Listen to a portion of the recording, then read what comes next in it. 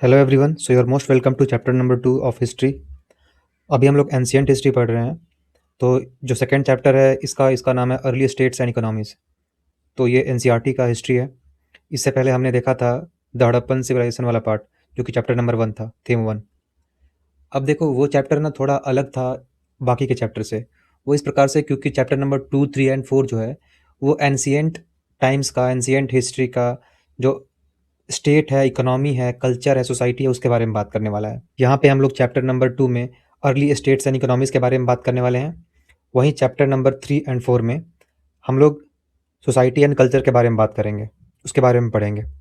देखो ये अपने आप में एक इंटरेस्टिंग चीज़ है और इंटरेस्टिंग होना भी चाहिए, क्योंकि अगर आप नॉर्मल पहले वाला हिस्ट्री बुक देखोगे, पहले जो इससे पहले वाला जो बुक था, वहाँ पे ना डायनेस्टी वाइज हमने पढ़ा था। मतलब आप अगर पढ़ोगे तो देखोगे कि एक डायनेस्टी है, उसके हिसाब से वहाँ पे जो चीज़ें होती हैं, लाइक उनका एडमिनिस्ट्रेशन कैसा था, उनका सोसाइटी कैसा था, उनका पॉलिटी कैसा था, और मोस्ट ऑफ द चीज़ जो है ना वो रूरल के इन एंड अराउंड घूमते रहता था।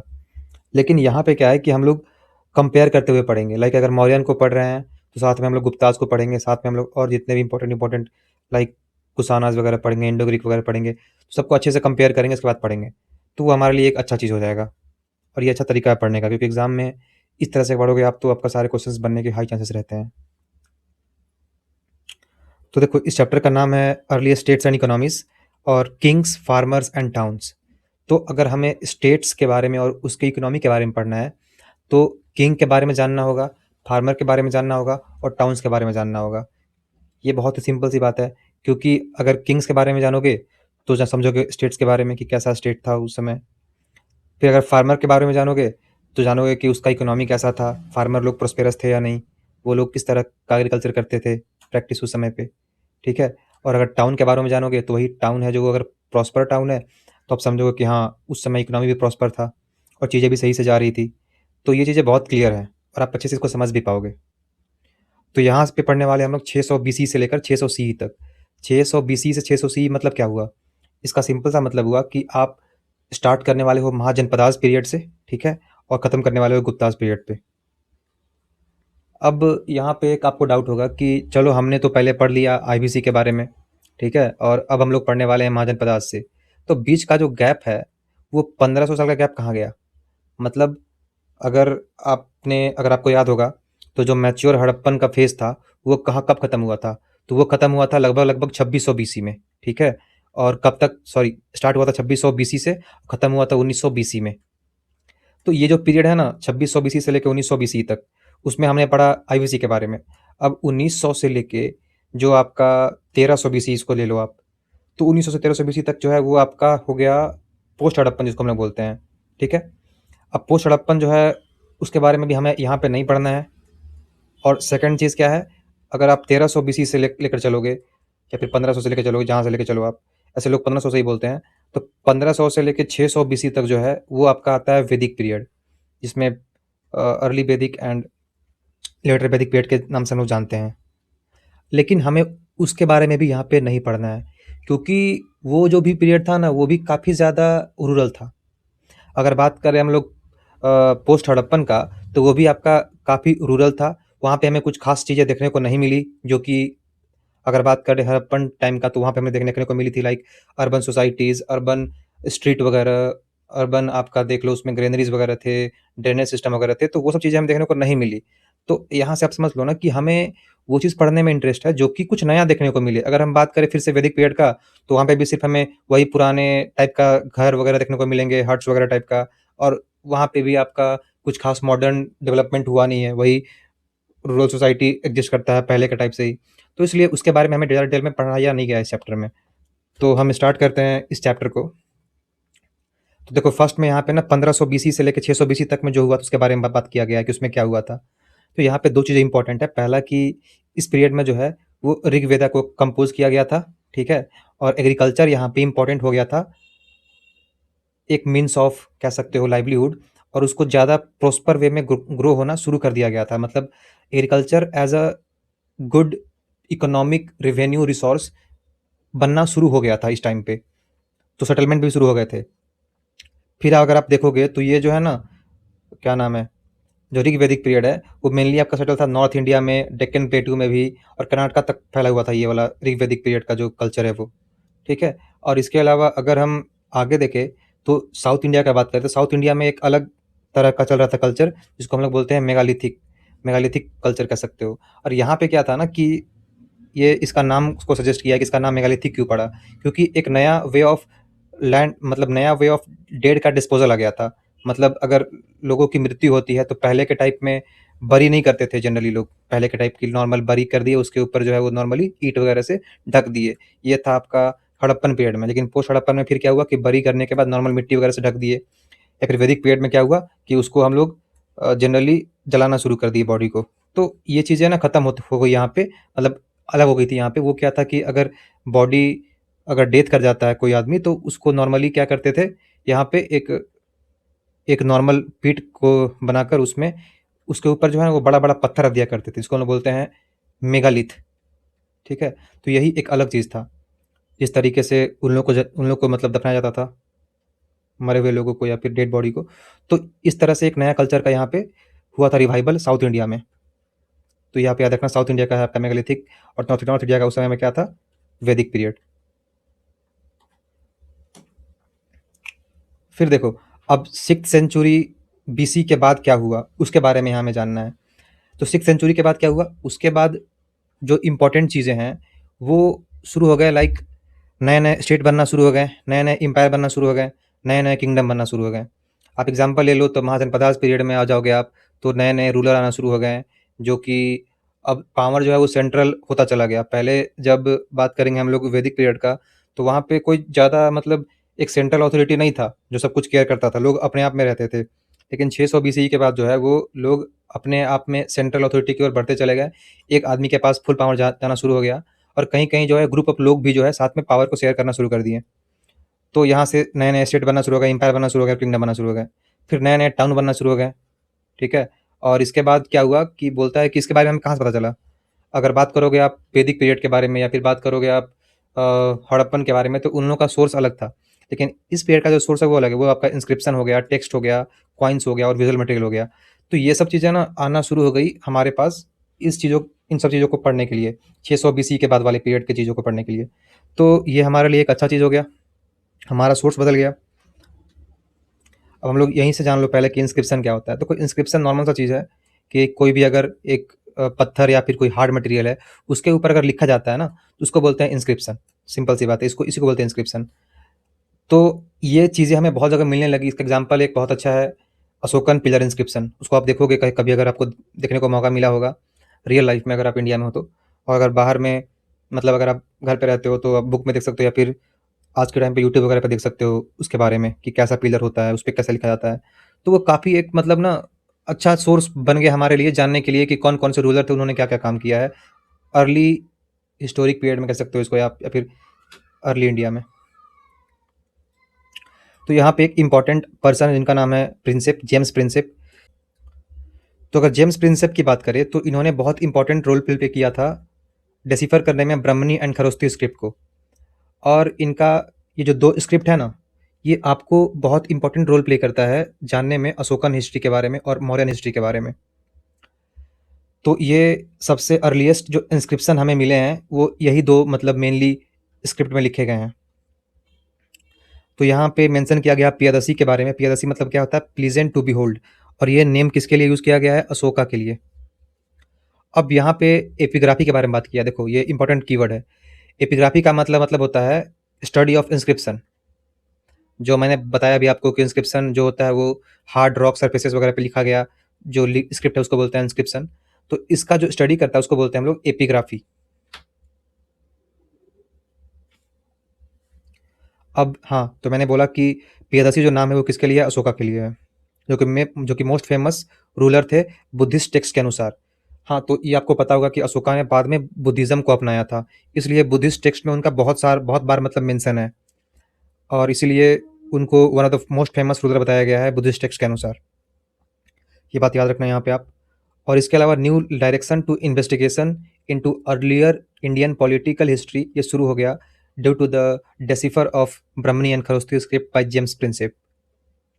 यहाँ पे देखो बताया गया है इंस्क्रिप्शन के बारे में कि इंस्क्रिप्शंस ऐसे राइटिंग होते हैं जो हार्ड सरफेस के ऊपर लिखे जाते हैं, लाइक स्टोन हो गया, मेटल हो गया, पॉटरी हो गया, और ये रिकॉर्ड करते हैं किस चीज़ को, द अचीवमेंट्स, एक्टिविटीज़ और आइडियाज़ जो रूलर के होते हैं उस समय के या फिर लोगों के जो होते हैं, उसको जनरली रिकॉर्ड करते हैं। वही चीज़ तो लिखा जाएगा ना इन सब चीज़ों के ऊपर, कोई फालतू का तो बात लिखा नहीं जाएगा। तो ये एक परमानेंट रिकॉर्ड की तरह मतलब काम करते हैं। वर्चुअली इसलिए बोला गया है क्योंकि हो सकता है कि बाद में ये खराब भी हो जाए, क्योंकि स्टोन है, पिलर है, तो पता नहीं कब टूट जाए। पर एज अ अगर मतलब ये परमानेंट इसको इसलिए कहा गया है यहाँ पे, क्योंकि पहले क्या था कि हमारे पास वो पत्तों पत्तों वगैरह के ऊपर लिखा करते थे लोग, तो उससे तो बेटर है ना ये, इसलिए ये इंपॉर्टेंट है। रॉक वगैरह तो बेटर है ये पत्तों वगैरह से जिस पे लिखा था पहले के टाइम पे, मनुस्क्रिप्ट जो इसका बात करते हैं हम लोग। तो यहाँ पे बोला गया है कि जो अर्लीस्ट इंस्क्रिप्शन है वो प्राकृत लैंग्वेज में लिखा गया था। अब प्राकृत लैंग्वेज इतना इंपॉर्टेंट क्यों है, क्योंकि बहुत बार आप देखोगे तो लोग मेंशन करेंगे, इस एग्जाम में पूछ लिया कि सबसे पहला इंस्क्रिप्शन किस लैंग्वेज में लिखा गया था, और वहाँ पर रहेगा संस्कृत, तो आप हाई चांस है कि आप वैल्यू करोगे संस्कृत को, उसको टिक मार के आओगे। पर ऐसा नहीं है, प्राकृत एक इंपॉर्टेंट लैंग्वेज है जनरली एंशियंट इंडिया का। और अभी के टाइम पे अगर आप देखोगे तो इंडियन गवर्नमेंट ने क्लासिकल लैंग्वेज का इसको दर्जा भी दे दिया, प्राकृत और पाली दोनों को। तो ये इंपॉर्टेंट लैंग्वेज है, और इसी लैंग्वेज में सबसे पहला बार मतलब इंस्क्रिप्शन लिखा गया था, ये बात याद रखना आप। और लैंग्वेज में लिखे गए हैं पाली, तमिल, संस्कृत, इन सब में भी, पर सबसे पहले लिखा गया है प्रकृत में भी। और यहाँ पे बोला गया है कि ऐसा नहीं है कि उस समय पे लोग सिर्फ यही भाषा बोलते थे, लोगों के पास अपना वर्नाकुलर लैंग्वेज तो होगा ही, कुछ ना कुछ जो लोकल लैंग्वेज यूज़ करते होंगे लोग, लेकिन उस लैंग्वेज में जो है जनरली क्या होता है, राइटिंग वगैरह नहीं ही लिखा जाता है, क्योंकि वो एक्चुअली कोड का लैंग्वेज नहीं होता था उस टाइम पे। और पीपल प्रीफर करते होंगे कि कोड का लैंग्वेज का ही यूज़ करे, पीपल ही मतलब जो किंग वगैरह होते होंगे वो, तो इसलिए यहाँ पे ना लोकल लैंग्वेज में आपको कोई इंस्क्रिप्शन वगैरह उतना देखने को नहीं मिलेगा। अब हमारा नेक्स्ट टॉपिक है वो है how important was the empire, मतलब हम लोग जानेंगे कि जो मौर्यन एम्पायर वो कितना इंपॉर्टेंट था उस टाइम पे। देखो, ये बात तो बहुत क्लियर है कि काफ़ी इंपॉर्टेंट ये एम्पायर तो था, लेकिन कैसे और कितना। यहाँ पे बोलता है कि 19th and early 20th century में इंडियन हिस्टोरियंस ने ऐसा बताया कि एक ऐसा एम्पायर है जो कि बहुत ज़्यादा चैलेंजिंग एंड एक्साइटिंग है। जब उनको पता चला इसके बारे में तो उन्होंने ये वर्ड बोला, तो ये वर्ड एक जोर देता है कि कितना इंपॉर्टेंट था ये एम्पायर। फिर बोलता है कि हमें उस समय मिला मौर्यन स्टोन स्कल्पचर, और कहा जाता है कि ये ऐसे एग्जाम्पल थे, मतलब बहुत अच्छे एग्जाम्पल थे स्पेक्टेकुलर आर्ट का। फिर बताया गया यहाँ पे कि Ashoka was more powerful and industrious as also more humble then later rulers. तो ये थोड़ा सा हम्बलनेस के ऊपर बात किया अशोका का। फिर बोला गया है nationalist leader in the 20th century regarded him as an inspiring figure. ये इंपॉर्टेंट लाइन है।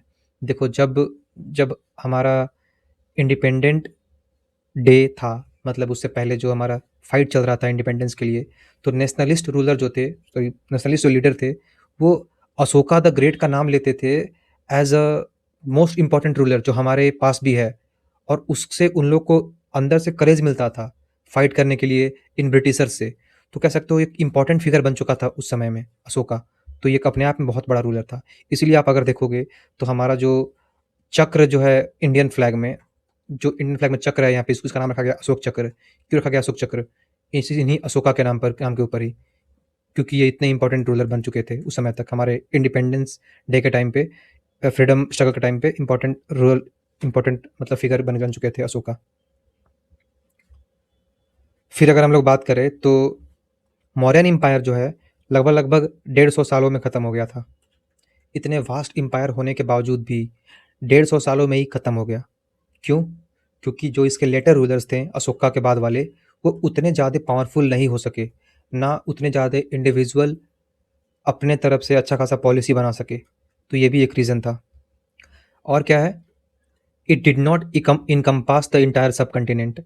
इतने लंबे समय तक रूल तो किए, लेकिन कभी भी इंडियन सब कंटिनेंट को इन्होंने इनकम्पास नहीं किया। मतलब ये कि श्रीलंका वगैरह, या फिर श्रीलंका तो अपने पुत्र वगैरह को भेजा था अशोका ने, लेकिन और reason like south east Asia वगैरह नहीं जा पाए। फिर क्या है, फिर बोलता है कि और इसके जो कंट्रोल था वो भी यूनिफॉर्म नहीं था। जो आपके हिली रीजन है या फिर कोस्टल रीजन है, उन पे अलग अलग कंट्रोल था। फिर क्या बोलता है कि सेकेंड सेंचुरी बीसी तक नए चीफडम्स एंड किंगडम्स जो है इमर्ज होना शुरू हो गए, और उसके बाद जो है कुछ कुछ इंपॉर्टेंट जो है चीफ्स वगैरह वो मॉडर्न एम्पायर को टक्कर देना शुरू कर दिए। तो उसी में से एक था पुष्यमित सुंग, और फिर उसने जो है वो लास्ट रूलर जो था मौर्यन एम्पायर का वृहद्रथ, उसको मार दिया और यहाँ से मौर्यन एम्पायर खत्म हो गया। तो ये था एक्चुअली मॉडर्न एम्पायर के बारे में। अब हम लोग नेक्स्ट जो टॉपिक है उसके बात करेंगे न्यू नोशंस ऑफ किंगशिप के बारे में। न्यू नोशंस ऑफ किंगशिप, तो देखो उससे पहले बात कर लेते हैं इसके बारे में, capturing elephant for the army. अर्थशास्त्र में मेंशन किया गया है कि कितना इंपॉर्टेंट था एलिफेंट और उनको कैप्चर करना। अब इंपॉर्टेंट रोल था एलिफेंट का मगध एम्पायर के रूलर के लिए, क्योंकि एक इंपॉर्टेंट पार्ट था मिलिट्री का, इसलिए एलिफेंट इंपॉर्टेंट है, बाकी इसमें कुछ खास इंपॉर्टेंट है नहीं। हाँ, यहाँ पे एक चीज़ और मेंशन है कि ग्रीक सोर्सेस में मेंशन किया गया था कि लगभग लगभग स्टैंडिंग आर्मी 600,000 था मॉडर्न एम्पायर के पास, फुट सोल्जर 30,000 थे, कैवेलरी भी 9,000 थे। ठीक है, एक मिनट, मैंने कुछ गलत बोल दिया क्या? हाँ, एक्चुअली क्या है कि स्टैंडिंग आर्मी बहुत ज़्यादा अमाउंट में था, उसमें मेंशन किया गया है 600,000 फुट सोल्जर के बारे में, 30,000 कैवेलरी के बारे में और 9,000 एलिफेंट के बारे में। तो ये मतलब एक काफ़ी ज़्यादा हाई अमाउंट है एज अ स्टैंडिंग आर्मी। लेकिन अब लोग बोल रहे हैं कि बोल रहे हैं हिस्टोरियन कि ये एग्जैजरेटेड है, क्योंकि इतना ज़्यादा हो नहीं सकता है कभी भी। तो ठीक है, थोड़ा सा एग्जैजरेट तो किया जाएगा, क्योंकि अगर कोई सोर्स लिखा है तो मे भी प्रसन्न करने के लिए किसी किंग को अपना सोर्स में इतना अच्छा खासा लिख दिया गया होगा। पर हाँ, इससे ये शो करता है कि बहुत वास्ट अमाउंट में इसके स्टैंडिंग आर्मी जरूर होंगे, तभी ऐसा लिखा गया है। अगर हम लोग chiefs and kings in the south की बात करें तो देखो, the chiefdoms of the Cholas, Cheras and Pandyas, जो तमिलकम स्टेट में था, मतलब एंशियंट तमिलनाडु, और उसमें आंध्र प्रदेश को आप इंक्लूड कर लो केरला के साथ में। तो ये सब जो रीजन था ना, इसमें थे चेरा, चोलास एंड पांड्यास। भले ऊपर में कितना भी पावरफुल एम्पायर रूल किया, लेकिन ये साउथ रीजन जो था ना, खासकर तमिलनाडु, कुछ पार्ट ऑफ आंध्र, केरला का पार्ट, इसमें जो है ना वो बड़े बड़े एम्पायर रूल नहीं कर पाए, क्योंकि यहाँ पे चिफडम ही हमेशा पावर में रहे। उनमें सबसे मेन थे चोलास, चेरास एंड पांड्यास, और इस समय बोला जाता था संगम पीरियड, संगम एज जिसको बोलते हैं हम लोग, तो साउथ में था संगम पीरियड यहाँ पे। तो देखो, ये जो चीफ थे और इनका जो चीफडम था वो काफ़ी स्टेबल भी था और प्रोस्पेरस भी था। यहाँ पे मेंशन किया गया चीफ्स एंड चीफडम के बारे में। तो देखो, चीफ कौन होता है? A powerful man whose position may or may not be hereditary. Hereditary हो भी सकता है और नहीं भी हो सकता है, मतलब उसके बाल बच्चे बन सकते हैं, नहीं भी बन सकते हैं। ही डिराइव सपोर्ट फ्रॉम किन फोक, जो अपने उसके भाई भतीजा जो होते हैं, उसके जो ब्लड रिलेशन वाले होते हैं, उनसे उनको मेन सपोर्ट मिलता है। ठीक है, और वो जो है स्पेशल रिचुअल्स परफॉर्म करते हैं, वार में लड़ाई भी करते हैं एज ए लीडर के रूप में, और आर्बिट्रेटिंग भी करते हैं डिस्प्यूट वगैरह को, मतलब डिस्प्यूट वगैरह को सुलझाते भी हैं आर्बिट्रेशन के थ्रू, बातचीत करके। फिर क्या है, ही रिसीव गिफ्ट फ्रॉम सबॉर्डिनेट, यहाँ पे वो लोग गिफ्ट लिया करते हैं, जबकि जो रूलर होते थे लाइक मॉडर्न एम्पायर वाले, वो लोग टैक्स लिया करते थे, पर ये जनरली गिफ्ट से ही खुश रहते थे। ठीक है, और ये जो है वो डिस्ट्रीब्यूट भी किया करते थे गिफ्ट वगैरह को अपने सपोर्टर्स के बीच में। तो यहाँ पे एक और चीज़ क्या लिखा गया कि there is no regular armies and officials in chiefdom, मतलब टैक्स वगैरह के लिए ऑफिशियल्स नहीं थे और रेगुलर आर्मीज भी नहीं था इनके पास, क्योंकि इनके जो कीन वाले होते थे, जो इनके भाई भतीजे या फिर जो इनके ब्लड रिलेशन वाले होते थे, वही साथ में लड़ाई करते थे और साथ में जीतते थे। तो ये था यहाँ पे चीफ्स एंड चिफडम के बारे में साउथ इंडिया का। We also know about this states from the variety of sources. इनका सोर्सेज क्या है भाई? इनका सोर्स है तमिल संगम टेक्स्ट, लाइक इसमें बहुत इंपॉर्टेंट तमिल लिटरेचर हुए आपके, जिसमें कि एग्जाम्पल मैं बता रहा हूँ, शिलापदिकरम एक इंपॉर्टेंट तमिल टेक्स्ट है, फिर मणिमेकलई भी है। तो ये सब जो है ना इंपॉर्टेंट टेक्स्ट हैं, जिनके थ्रू हम लोग पढ़ते हैं संगम रूलर के बारे में और संगम चीफ्स एंड चिफडम के बारे में। अब संगम टेक्स्ट क्या है? तो संगम टेक्स्ट में मेनली पोएम्स होते थे, और उस पोएम्स में जो है चिप्स एंड उसके तरीके के बारे में, उसके लाइफ के बारे में डिस्क्राइब किया जाता था।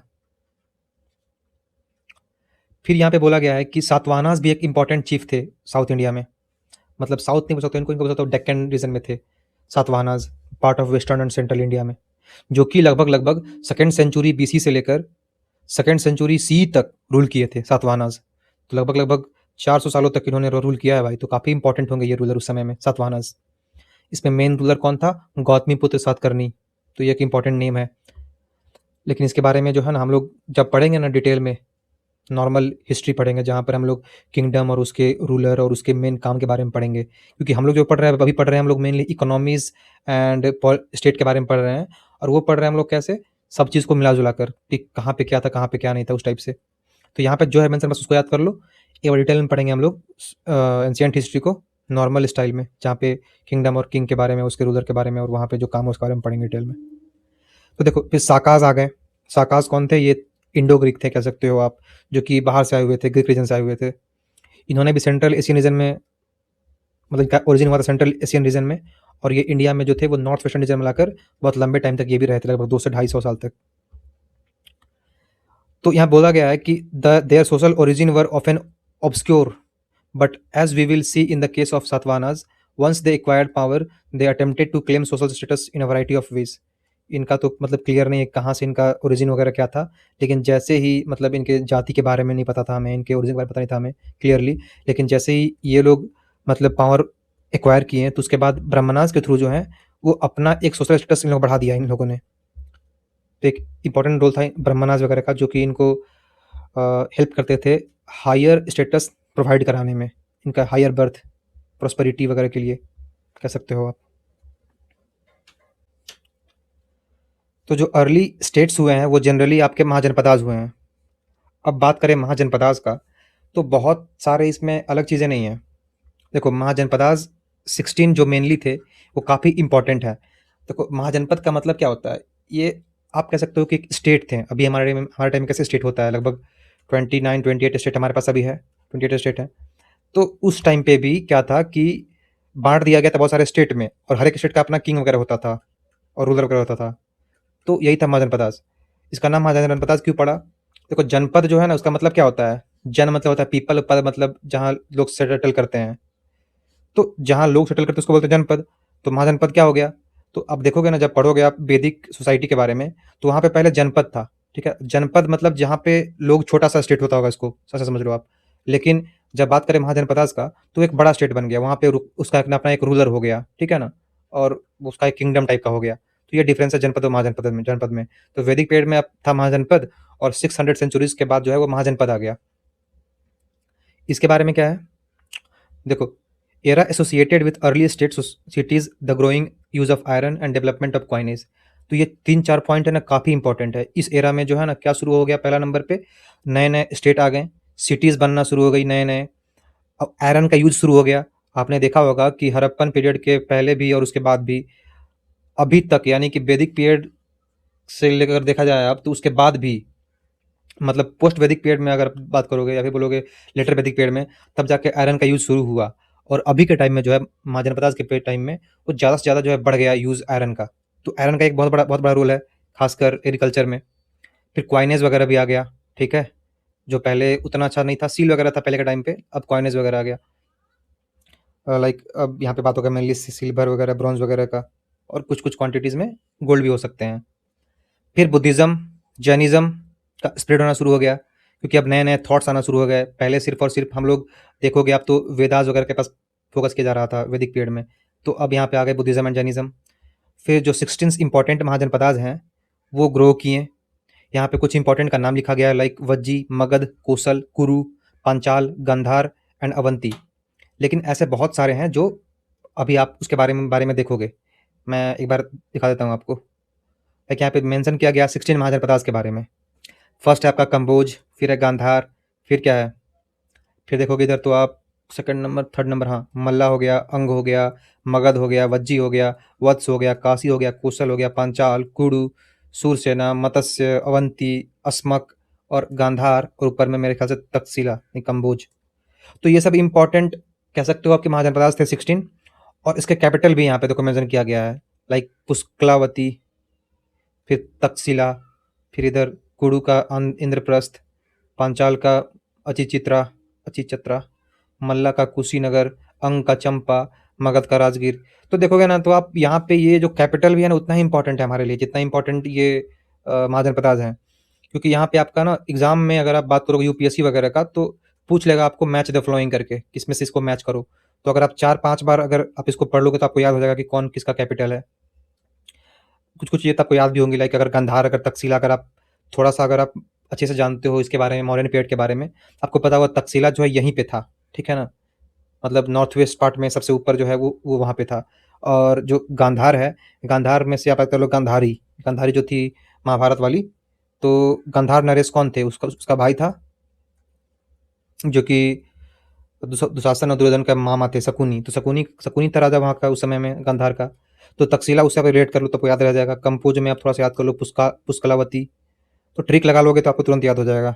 अंग का चंपा याद कर लो अच्छे से। कुछ ट्रिक लगा लोगे तो आपको याद हो जाएगा। मगध को आपको याद ही होगा, राजगीर टाइप पास में है। अवंती, अवंती का उज्जैन आपको याद होगा। किस लिए? क्योंकि अगर आपको याद है तो अवंती मध्य प्रदेश में है, सॉरी उज्जैनी मध्य प्रदेश में आपको याद होगा। और अवंती आपने याद देखा होगा अगर बाहुबली, तो वहाँ पे मेनली अवंती का ही बात होता है, जो कि उज्जैन में, मतलब उज्जैन के आसपास, मतलब एमपी के आसपास में होता है। तो कुछ ट्रिक लगा लोगे तो आपको याद हो जाएगा।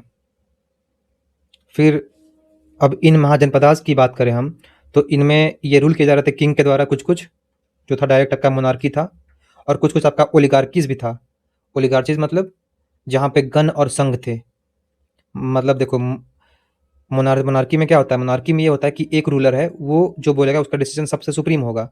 लेकिन ओलिगार्की में क्या होता है कि बहुत सारे रूलर होते हैं, मतलब एक ग्रुप होता है रूलर का, और जो ग्रुप बोलेगा वही माना जाएगा, और उस ग्रुप को बोलते थे गण या फिर संघ। तो गण और संघ जो होते थे वो मेनली होते थे रूलर, और उन्हीं का बात को माना जाता था ओलिगार्कीज में।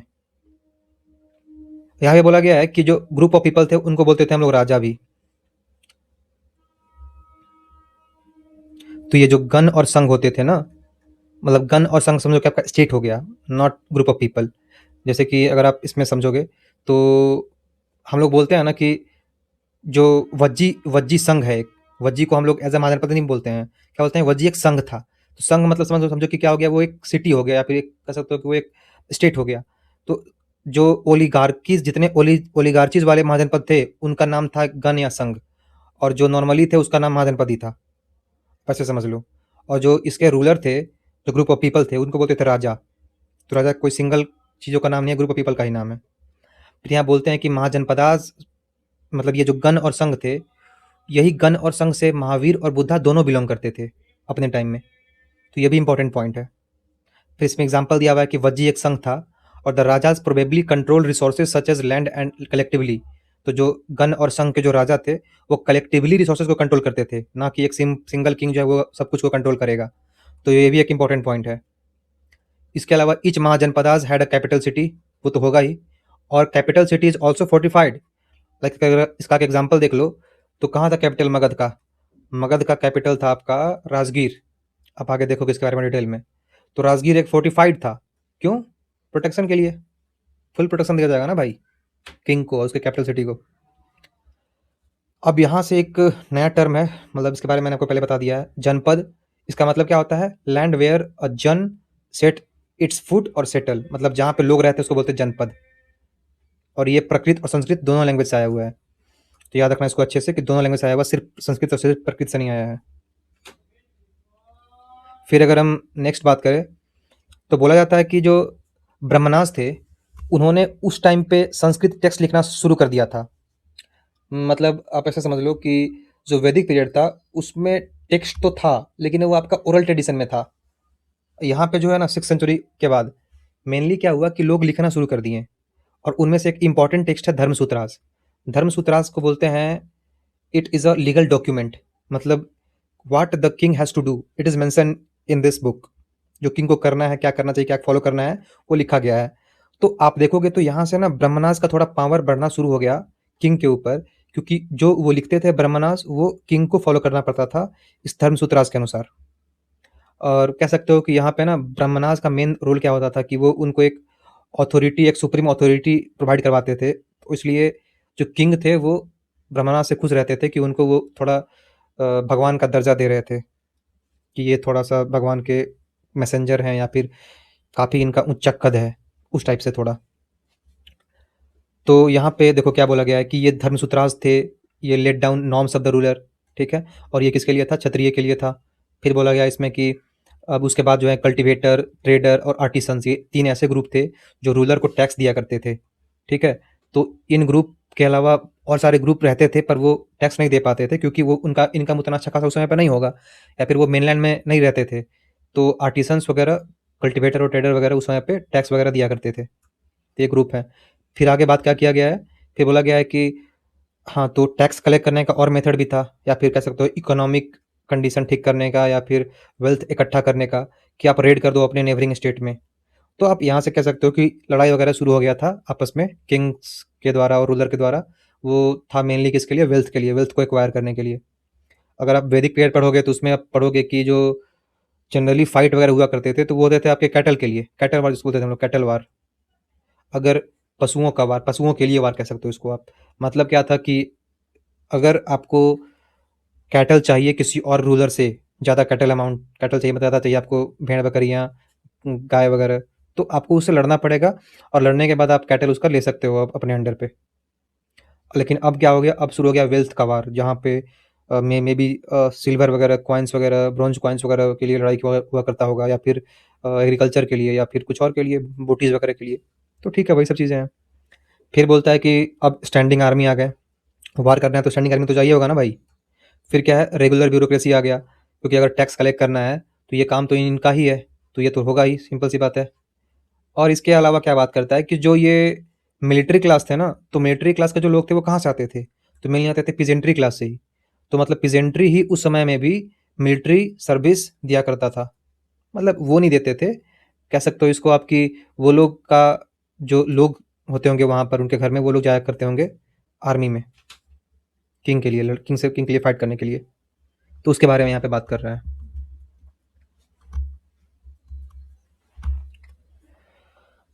ठीक है, अब हमारा नेक्स्ट टॉपिक है, इसमें मगध के बारे में पढ़ना है हमें। 2.2 मगध। देखो, अब मगध जो है वो इम्पोर्टेंट उस समय का कैपिटल सिटी था। कैपिटल सिटी मतलब उसको बोलो आप महाजनपद था। तो महाजनपद जो मगध है वो ही इतना फेमस क्यों था, क्योंकि मोस्ट ऑफ द रूलर जो थे ना, जो इंपॉर्टेंट इंपॉर्टेंट रूलर थे, आप पढ़ोगे मगध डायनेस्टी के बारे में, तो ये मगध से ही बिलोंग करते थे, जो कि काफ़ी ज़्यादा पावरफुल भी थे, और काफ़ी ज़्यादा उनके पास आर्मी भी थी। इसीलिए आप देखोगे ना, तो जो ये मौर्यन एम्पायर बना, लेकिन और उसके बाद भी जो रूलर हुए लाइक गुप्तास वगैरह, तो वो मगध को ही अपना सेंटर बना के रखे रहे लंबे टाइम तक। तो देखो यहाँ पे अब बोलता है कि मगध ही क्यों इतना ज़्यादा पावरफुल बना, जो अभी प्रेजेंट डे बिहार में है, तो इतना अभी पावरफुल क्यों बना उस समय में। तो उसके पीछे 4-5 रीज़न दिया गया है। पहला, एग्रीकल्चर। देखो, मगध जो लाई करता था, वो लाई करता था प्लेन रीजन में, जहाँ पर गंगा रिवर का प्लेन था, जो कि काफ़ी ज़्यादा प्रोडक्टिव था। तो वहाँ से आपके पास अच्छा खासा एग्रीकल्चर हो गया, तो आप एग्रीकल्चरली प्रॉस्पर हो गए। सेकंड चीज़ है आयरन माइंस, जो प्रेजेंट डे अगर झारखंड की बात किया जाए तो वहाँ पे काफ़ी ज़्यादा मिनरल्स वगैरह है, और आयरन माइंस वगैरह भी जनरली सब अभी उड़ीसा और झारखंड के बेल्ट में ही है। तो इस रीज़न से हमें बहुत सारे मिनरल मिल गए, और अगर मिनरल मिल गए तो आपके पास जो टूल्स वगैरह बनाने के लिए चीज़ें हो गए वो मिल गई आपको। फिर हो गया एलिफेंट। तो ये जो जंगल था मगध का, वहाँ पे बहुत ज़्यादा अमाउंट में एलिफेंट पाए जाते थे, और एलिफेंट समझो कि एक साथ 10 सैनिक का काम करता था, तो वो इंपॉर्टेंट रोल प्ले करता था बैटल वगैरह में। फिर हो गया गंगा एंड इट्स ट्रिब्यूटरीज। ये एक इम्पॉर्टेंट कह सकते हो आपकी एग्रीकल्चर के लिए भी सोर्स था, साथ ही साथ इम्पॉर्टेंट सोर्स था ट्रांसपोर्टेशन के लिए और कम्युनिकेशन के लिए भी, क्योंकि अगर लॉन्ग डिस्टेंस कम्युनिकेशन फास्टली करना है और कम पैसे में करना है, तो बेस्ट ऑप्शन है कि आप गंगा रिवर का जो है फॉलो करो, गंगा रिवर उसके ट्रिब्यूटरीज को फॉलो करो, और वहाँ से बोटिंग वगैरह के थ्रू सिंपल सा कम्युनिकेट कर लो लंबे डिस्टेंस के ऊपर, और फास्टली भी। फिर बात किया जाए अगर बुद्धिस्ट एंड जैनाज राइटर का, तो उन्होंने बोला है कि जो मगध रूलर के जो पॉलिसीज थे वो काफ़ी ज़्यादा अच्छे और इम्पोर्टेंट थे, और इसलिए जो इंडिविजुअल पॉलिसीज हैं किंग का, वो इंपॉर्टेंट रोल प्ले करता है मगध को इतना पावरफुल होने में और ग्रो करने में। उसका एग्जाम्पल दिया गया बिंबिसार का, अजातशत्रु का, महापद्मानंद का, और उसके उनके मिनिस्टर्स का, जो कि इंपॉर्टेंट पॉलिसीज फॉर्म करते थे, और इस तरह से बहुत सारे बैटल वो जीत जाया करते थे। तो इसका मतलब इंडिविजुअल किंग्स वगैरह का भी इसमें रोल था, और प्लस में जो जोग्राफिकल रीजन था मगध का, उसका भी बहुत बड़ा रोल था। यहाँ पे बोला गया है फिर कि पहले जो कैपिटल था वो राजगढ़ था, राजगीर बोलो उसको आप, अभी राजगढ़ लिखा गया यहाँ पे, तो राजगीर था। तो राजगीर एक इंपॉर्टेंट है, राजगीर अभी उसका नाम है, पहले उसका राजगीर नाम होगा, पता नहीं राजगढ़ नाम होगा। तो अभी राजगीर है प्रेजेंट डे में, बिहार में नाम इस जगह का। तो ये उसका पहला कैपिटल था, और बाद में उसको शिफ्ट करा दिया गया कहाँ पे, पाटलिपुत्रा में। तो ये 2 कैपिटल थे। अब यहाँ बोला गया राजगृह के बारे में ना कि ये इसका नाम क्या है? राजगृह मतलब राज मतलब राजा, गृह मतलब घर, मतलब कि हाउस ऑफ द किंग, ठीक है? इसका मतलब होता है एक्चुअल मीनिंग। और ये चारों तरफ से हिल से घेरा हुआ था। बीच में राजगृह और चारों तरफ से हिल बना हुआ। इसलिए इसको फुल प्रोटेक्शन मिल रहा था चारों तरफ से, किसी भी बैटल वगैरह से या फिर किसी भी अटैक वगैरह से। तो ये इसलिए मतलब इसको कैपिटल चूज़ किया गया था उस समय पे। फिर बना दिया गया कैपिटल किसको? पाटलिपुत्रा को। और पाटलिपुत्रा क्यों बना दिया गया? इसके पीछे सिंपल सा रीज़न है, गंगा रिवर एंड उसके ट्रिब्यूटरीज़। क्योंकि देखो पाटलिपुत्रा जो है वो समझो कि 3 रिवर मेनली जो है उसके कन्फ्लुएंस पर बसा हुआ है। यहाँ पे 3 रिवर लाके आपस में मतलब मिलते हैं। तो इसलिए क्या है ना कि ये एक इम्पोर्टेंट सोर्स हो गया कम्युनिकेशन के लिए और ट्रांसपोर्टेशन के लिए। लंबे दूर से अगर राजा को पहुँचाना है चिट्ठी वगैरह, तो बहुत आसानी से पहुँचाया करता था और बहुत कम पैसे में भी। इसलिए पाटलिपुत्रा इम्पोर्टेंट प्लेस था। अब हम लोग बात करें अर्ली एम्पायर्स के बारे में, तो देखो the growth of Magadha culminated in the emergence of Mauryan empire. जो ग्रोथ होना था मगध का, वो सबसे ज़्यादा कब हुआ ग्रोथ? मौर्यन एम्पायर का टाइम पे। पहले भी ग्रोथ था लेकिन हाई हो गया इस टाइम पे। क्यों? क्योंकि अब सोचो समझो कि पहले तो सिर्फ आप एक रीजन का किंग हुआ कर रहे हो, लाइक मगध एक रीजन है, उस रीजन के आप किंग हो। लेकिन जब मौर्यन आया ना, तो पूरा का पूरा इंडिया, जो मोस्ट ऑफ द पार्ट है इंडिया का कह सकते हो आप, मतलब नीचे में कर्नाटका तक और ऊपर में आपका कह सकते हो उधर अफगानिस्तान पाकिस्तान तक, ये सब जो है वो मगध से रूल हुआ करते थे। मगध था आपका सेंटर और बाकी सब जगह पे मतलब रूल किया करता था मगध सिंपली। इसलिए एक काफ़ी इंपॉर्टेंट प्लेस हो गया मगध उस समय में, मौर्यन के पीरियड में। मौर्यन में इंपॉर्टेंट रूलर कौन थे? चंद्रगुप्त मौर्य, जो कि 321 बीसी में मगध एम्पायर का फॉर्मेशन किया था। तो ये डेट इंपॉर्टेंट है और ये नाम भी इंपॉर्टेंट है। और बात करें इन्होंने क्या किया, अपने किंगडम को अफगानिस्तान बलूचिस्तान तक फैलाया। फिर आए अशोका। अशोका जो है वो काफ़ी इंपॉर्टेंट रूलर थे मौर्यन एम्पायर का, क्योंकि इन्होंने जो है वो अपना रूल साउथ इंडिया तक फैलाया, लाइक कर्नाटका वगैरह तक देखोगे आप, तो इन्होंने फैलाया। प्लस में कलिंगा को भी इन्होंने जीता, जो कि उड़ीसा के कोस्ट पर है। तो इस तरह से कह सकते हो आप कि एक अच्छा खासा जो है वो कवर कर लिया मौर्यन एम्पायर अशोका के पीरियड में। देखो यहाँ पे कुछ लिखा गया है लैंग्वेज एंड स्क्रिप्ट के बारे में। बोला गया है कि मोस्ट अशोकन इंस्क्रिप्शन जो था वो प्रकृत लैंग्वेज में लिखा गया है। प्रकृत लैंग्वेज क्या है? प्रकृत लैंग्वेज है हमारा मेनलैंड का लैंग्वेज उस समय का, जो कि समझो कि कोर्ट का लैंग्वेज था उस समय में। और इसका स्क्रिप्ट क्या था? इसका स्क्रिप्ट था ब्राह्मणी स्क्रिप्ट। तो ब्राह्मणी स्क्रिप्ट था इसका प्रकृत लैंग्वेज का। और खरोस्ती स्क्रिप्ट था ग्रीक एंड अरामिक लैंग्वेज का। मतलब मोस्ट ऑफ द इंस्क्रिप्शन लिखे गए हैं प्रकृत लैंग्वेज में, लेकिन जो नॉर्थ वेस्ट रीजन है वहाँ पे जो इंस्क्रिप्शन लिखे गए हैं अशोका का, वो लिखे गए हैं अरामिक और ग्रीक लैंग्वेज में, और वो आपके खरोस्ती स्क्रिप्ट में लिखे गए हैं। ठीक है, तो ये बात आप याद रख लेना। स्क्रिप्ट तो पता ही होगा ना आपको कि कोई भी अगर लैंग्वेज लिखा जाता है तो उसका एक स्क्रिप्ट होता है, और उस स्क्रिप्ट में लैंग्वेज लिखते हैं। जैसे कि अभी हम बात करें अगर हिंदी का, तो हिंदी का जो स्क्रिप्ट है वो क्या है? देवनागरी स्क्रिप्ट है। जो लिखते हैं हम लोग क ऐसे करके, ऐसे ख, उसको स्क्रिप्ट बोलते हैं। ग, ये आपका क्या है? स्क्रिप्ट है। ये आपका देवनागरी स्क्रिप्ट है। उस तरह से उस समय में ब्राह्मणी स्क्रिप्ट था लिखने का प्रकृत लैंग्वेज को। और यहाँ पे एक और मेंशन किया गया है कि अरामिक और ग्रीक स्क्रिप्ट जो था वो are used in the inscription of Afghanistan. जो मिले हैं अशोका का इंस्क्रिप्शन अफगानिस्तान में, उसके बारे में बात कर रहा है यहाँ पे। अब देखो यहाँ पे टॉपिक है finding out about the Mauryas. मतलब मौर्याज के बारे में हमें पता कैसे चला। अब इसके पीछे ना 3-4 चीज़ें इंपॉर्टेंट है जो सोर्सेस हैं उस पीरियड के। तो पहला आपका हो गया आर्कियोलॉजिकल सोर्सेस। जो आर्कियोलॉजी को मिला चीज़ें, उनसे पता चला हमें। फिर हो गया आपका कंटेम्प्रेरी वर्क। देखो इसका एग्जांपल है आर्कियोलॉजिकल फाइंडिंग का स्कल्पचर। जो बुद्धिस्ट पीरियड के स्कल्पचर्स, बुद्धिस्ट बोल रहा हूँ, जो मॉडर्न पीरियड का स्कल्पचर हमें मिले हैं, उससे हम पता लगा लिया कि मॉडर्न का कैसा रूल रूल था, कैसा एडमिनिस्ट्रेशन था, कैसा और सोसाइटी और कल्चर वगैरह था। फिर आपका कंटेम्प्रेरी वर्क हो गया। बहुत सारे ऐसे इंपॉर्टेंट उस समय ऑथर हुए, या फिर हिस्टोरियन नहीं बोल सकते उसको आप, मतलब फिलोसफर हुए या फिर एम्बेसडर वगैरह हुए, उनके द्वारा लिखा गया जो बुक है ना, उससे हम लोगों ने पता लगाया मगध के बारे में और मौर्यन के बारे में। यहाँ पे एक इंपॉर्टेंट आपके एम्बेसडर हैं जो ग्रीक से आए हुए थे, वो उनका नाम है मेगास्थनीज, जो कि ग्रीक से आए हुए थे कहाँ पे? चंद्रगुप्त मौर्य के कोर्ट में। ये इंपॉर्टेंट नाम है। इनके द्वारा एक बुक लिखा गया है और उस बुक का नाम है आपका इंडिका। तो ये इंडिका बुक जो है वो लिखा गया है किनके द्वारा? मेगास्थनीज के द्वारा। और इस बुक में उन्होंने मेंशन किया है कि कैसा था मौर्यन एम्पायर, कैसे थे रूलर, और कैसे थे उसके मिलिट्री पावर, सोसाइटी, कल्चर, सब कुछ। तो एक ये तरीका हो गया आपको जानने का मौर्यन एम्पायर के बारे में। फिर है अर्थशास्त्र।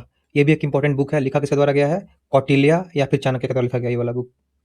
अब कौटिल्य या चाणक्य है, इसका राइटर एक्चुअली क्लियर नेम नहीं है। अब लोग बोलते हैं कि कौटिल्य और चाणक्य दोनों एक ही आदमी है, पर अभी तक क्लियर नहीं हुआ है कि दोनों एक ही हैं कि अलग है, क्योंकि कहीं ऐसा कुछ सोर्स ही नहीं मिला है हमें। तो अर्थशास्त्र में बहुत सारी चीज़ें लिखी गई हैं मौर्यन एम्पायर के बारे में, क्योंकि ऐसा माना गया है कि जो चाणक्य थे वो मिनिस्टर थे चंद्रगुप्त मौर्य के कोर्ट में। अब आगे आप देखोगे तो अब इन सब चीज़ों के अलावा कुछ और इम्पोर्टेंट लिटरेचर हैं, लाइक बुद्धिस्ट लिटरेचर, जैना लिटरेचर, पुरानिक लिटरेचर, इनमें मेंशन किया गया है मौर्यन के बारे में।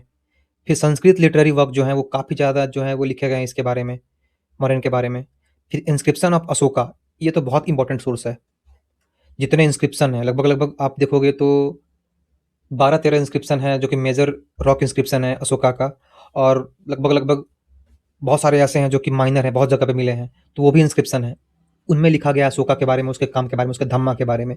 तो उससे आप समझ सकते हो कि ये सब एक कितना इंपॉर्टेंट हो सकता है सोर्स हमें पढ़ने के लिए मॉडर्न डायनेस्टी के बारे में, जो लिखे गए हैं रॉक के ऊपर भी और पिलर के ऊपर भी। अब देखो यहाँ पे थोड़ा सा बताया गया है अशोका के बारे में कि अशोका जो था वो ऐसा फर्स्ट रूलर था जिन्होंने इंस्क्राइब किया था अपने मैसेज को अपने सब्जेक्ट्स के लिए और अपने ऑफिशियल्स के लिए। मतलब जो मैसेज लिखवाए गए थे ना यहाँ पे इंस्क्रिप्शन के ऊपर, पिलर के ऊपर, वो लिखे गए थे उनके सब्जेक्ट्स के लिए, मतलब उनके सिटीजन्स के लिए और उनके ऑफिशियल्स के लिए कि ऑफिशियल्स को क्या करना है, क्या नहीं करना है, क्या फॉलो करना है, क्या नहीं फॉलो करना है। एग्जाम्पल ले लोगे आप तो उन्होंने मैंने लिखवाया है धम्मा के बारे में, ठीक है। धम्मा के बारे में उन्होंने क्या लिखवाया है कि what dhamma mean and what should his subject should follow and how his subject will follow the dhamma।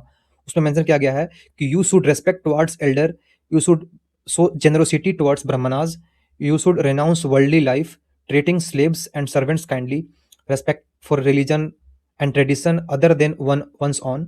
मतलब दूसरों की रिलीजन को भी आप रेस्पेक्ट करो, ब्राह्मणास को रेस्पेक्ट करो, एल्डर्स को रेस्पेक्ट करो, सर्वेंट्स वगैरह और नौकर वगैरह से अच्छे से ट्रीट करो, स्लेव्स वगैरह को। तो ये सब चीज़ें किसको किसके लिए बोला गया है? ये बोला गया है अपने सब्जेक्ट्स के लिए यानी सिटीजन के लिए और ऑफिशियल्स के लिए, और ये एक्चुअल मीनिंग है धम्मा का।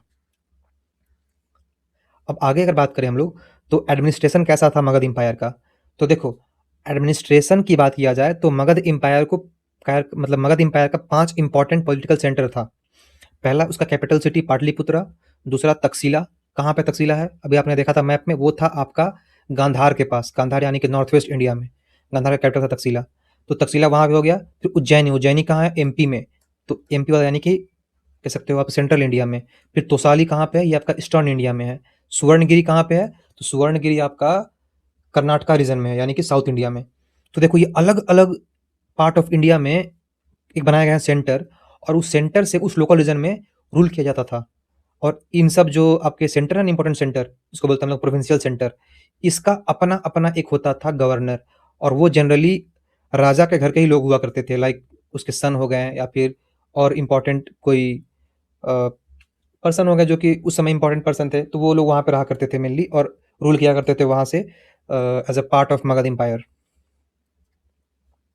फिर बोला गया ना कि virtually the same message engraved everywhere. जो इंस्क्रिप्शन था अशोकन का इंस्क्रिप्शन, उस पे सब जगह पे लगभग लगभग सेम मैसेज ही मेंशन किया गया था, लाइक धम्मा के बारे में, अशोका के बारे में और उसके रूल के बारे में। फिर इसका मतलब दे रहा है कि कहाँ कहाँ तक फैला हुआ था इसका इंस्क्रिप्शन।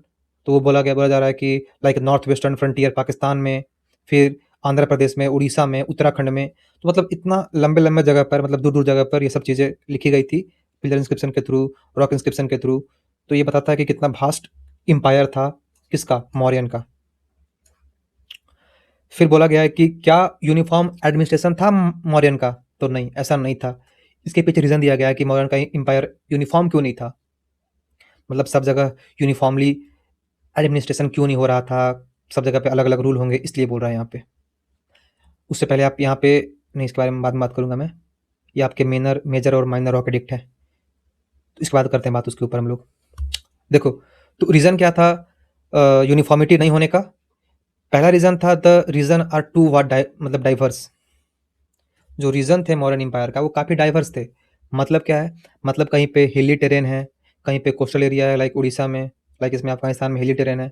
तो भाई जहाँ पे हिली टेरेन होगा वहाँ तो थोड़ा अलग रूल बनेगा ना वहाँ के लोगों के लिए। जहाँ कोस्टल रीजन होगा वहाँ पर अलग रूल बनेगा कोस्टल के लोगों के लिए। तो इसलिए जो था वो यूनिफॉर्मिटी बहुत कम था, या फिर कह सकते हो कि रेयर था अशोकन एम्पायर या फिर मौर्यन पीरियड में। और इसका एक और दिया गया है रीज़न, वो ये था कि administrative control was strongest in the around the capital, और it was not as much as strongest in the other provincial centre. Like अगर आप एग्जांपल ले लो कि अगर मगध के आसपास जो रीजन है, तो वहाँ पे किंग के द्वारा कंट्रोल किया जा रहा होगा, पाटलिपुत्रा के आसपास वाला रीजन जो है वहाँ पे, तो उस पे आप थोड़ा मतलब ज़्यादा स्ट्रांग होल्ड होगा। लेकिन तक्षशिला हो गया, उज्जैन हो गया, जो बहुत दूर दूर बनाए गए हैं, तो वहाँ पे ना थोड़ा सा कंट्रोल कम होता होगा, क्योंकि वो गवर्नर के द्वारा रूल किया जा रहा है वहाँ पे। तो ये सब रीजन थे यूनिफॉर्मिटी नहीं होने का। ये मेनली दो रीजन थे। अब अगर हम लोग बात करें, तो यहाँ पे बोला गया है कि जो तक्षशिला, उज्जैन या फिर सुवर्णगिरी जो चूज किए गए थे प्रोविंशियल सेंटर, वो ऐसे ही तुक्के में नहीं चूज किए गए थे, वो एक्चुअली केयरफुली एग्जामिन करके चूज किए गए थे। अब इसका एग्जांपल ले लो कि तक्षशिला और उज्जैनी जो थे ना, वो अपने आप में एक लॉन्ग डिस्टेंस ट्रेड रूट थे। मतलब अगर आपको नॉर्थ वेस्ट जाना है इंडिया के, तो आपको यहाँ से जाना पड़ेगा तक्षशिला क्रॉस करके, और यहाँ पे आपको टैक्स वगैरह देना पड़ेगा जो गवर्नर है उसको। अगर आपको साउथ इंडिया जाना है, तो आपको उज्जैनी क्रॉस करके जाना पड़ेगा उधर से, नॉर्थ से। तो ये एक इंपॉर्टेंट, मतलब कह सकते हो कि सेंटर था, ट्रेड रूट था। ठीक है। फिर बात करें अगर सुवर्णगिरी का, तो ये भी ऐसा ही नहीं था। यहाँ पे high amount of gold mines थे, और गोल्ड माइंस थे तो वो तो इंपॉर्टेंट होंगे ही इकोनॉमिक हेल्थ के लिए किंगडम का। इसलिए चूज किया गया था सुवर्णगिरी को, तक्षशिला को और उज्जैनी को। फिर यहाँ पे बोला गया है कि जो कम्युनिकेशन था वो बहुत अच्छा खासा था along the land and river also, क्योंकि उस समय जो गंगा रिवर ट्रिब्यूटरीज थे उसके आसपास मेनली मगध एम्पायर था। तो अच्छा खासा उस समय कम्युनिकेशन हो रहा था रिवरिन रूट के थ्रू भी, और लैंड रूट तो अच्छा था ही। फिर यहाँ पे बोला गया है कि मेगास्थनीज ने जो है वो अपने बुक में मेंशन किया है कमेटी के बारे में, और उस कमेटी के 6 सब कमेटी थे, और ये जनरली मिलिट्री बेस्ड कमेटी था जो मिलिट्री एक्टिविटी को कोऑर्डिनेट करता था। तो यहाँ पे बोला गया है कि 6 कमेटी में एक कमेटी जो था वो नेवी के लिए था, मतलब जो नेवी को मैनेज करता था। एक कमेटी जो था वो करता था मैनेज किसको, ट्रांसपोर्ट एंड प्रोविजंस को। एक कमेटी करता था आपको फुट सोल्जर्स को मैनेज। फिर एक करता था मैनेज हॉर्स सोल्जर को, जो हॉर्सेज वगैरह थे उसको। फिर एक एलिफेंट्स के लिए था कमेटी, एक कमेटी था आपका चैरियट्स के लिए, रथ वगैरह के लिए। तो इस तरह से 6 कमेटी थे, और ये अपने अपने जो है मिलिट्री एक्टिविटीज को कोऑर्डिनेट करते थे साथ में। फिर बोला गया है कि कुछ जो ट्रांसपोर्ट एंड प्रोविजंस कमेटी था उसका कुछ और रोल भी था। लाइक आपका यहाँ पे मेंशन किया गया है अरेंजिंग फॉर बुलक कार्ट्स, फिर procuring food for soldiers, fodder for animals and recruiting servants for artisans. तो ये सब काम भी था किसका, ट्रांसपोर्ट एंड प्रोविजंस कमेटी का। तो ये भी एक इंपॉर्टेंट पॉइंट है। पूछ देगा कि ये किसका काम था, कौन सा कमेटी का एग्जाम में, तो आपको बताना पड़ेगा, सिंपल सी बात है।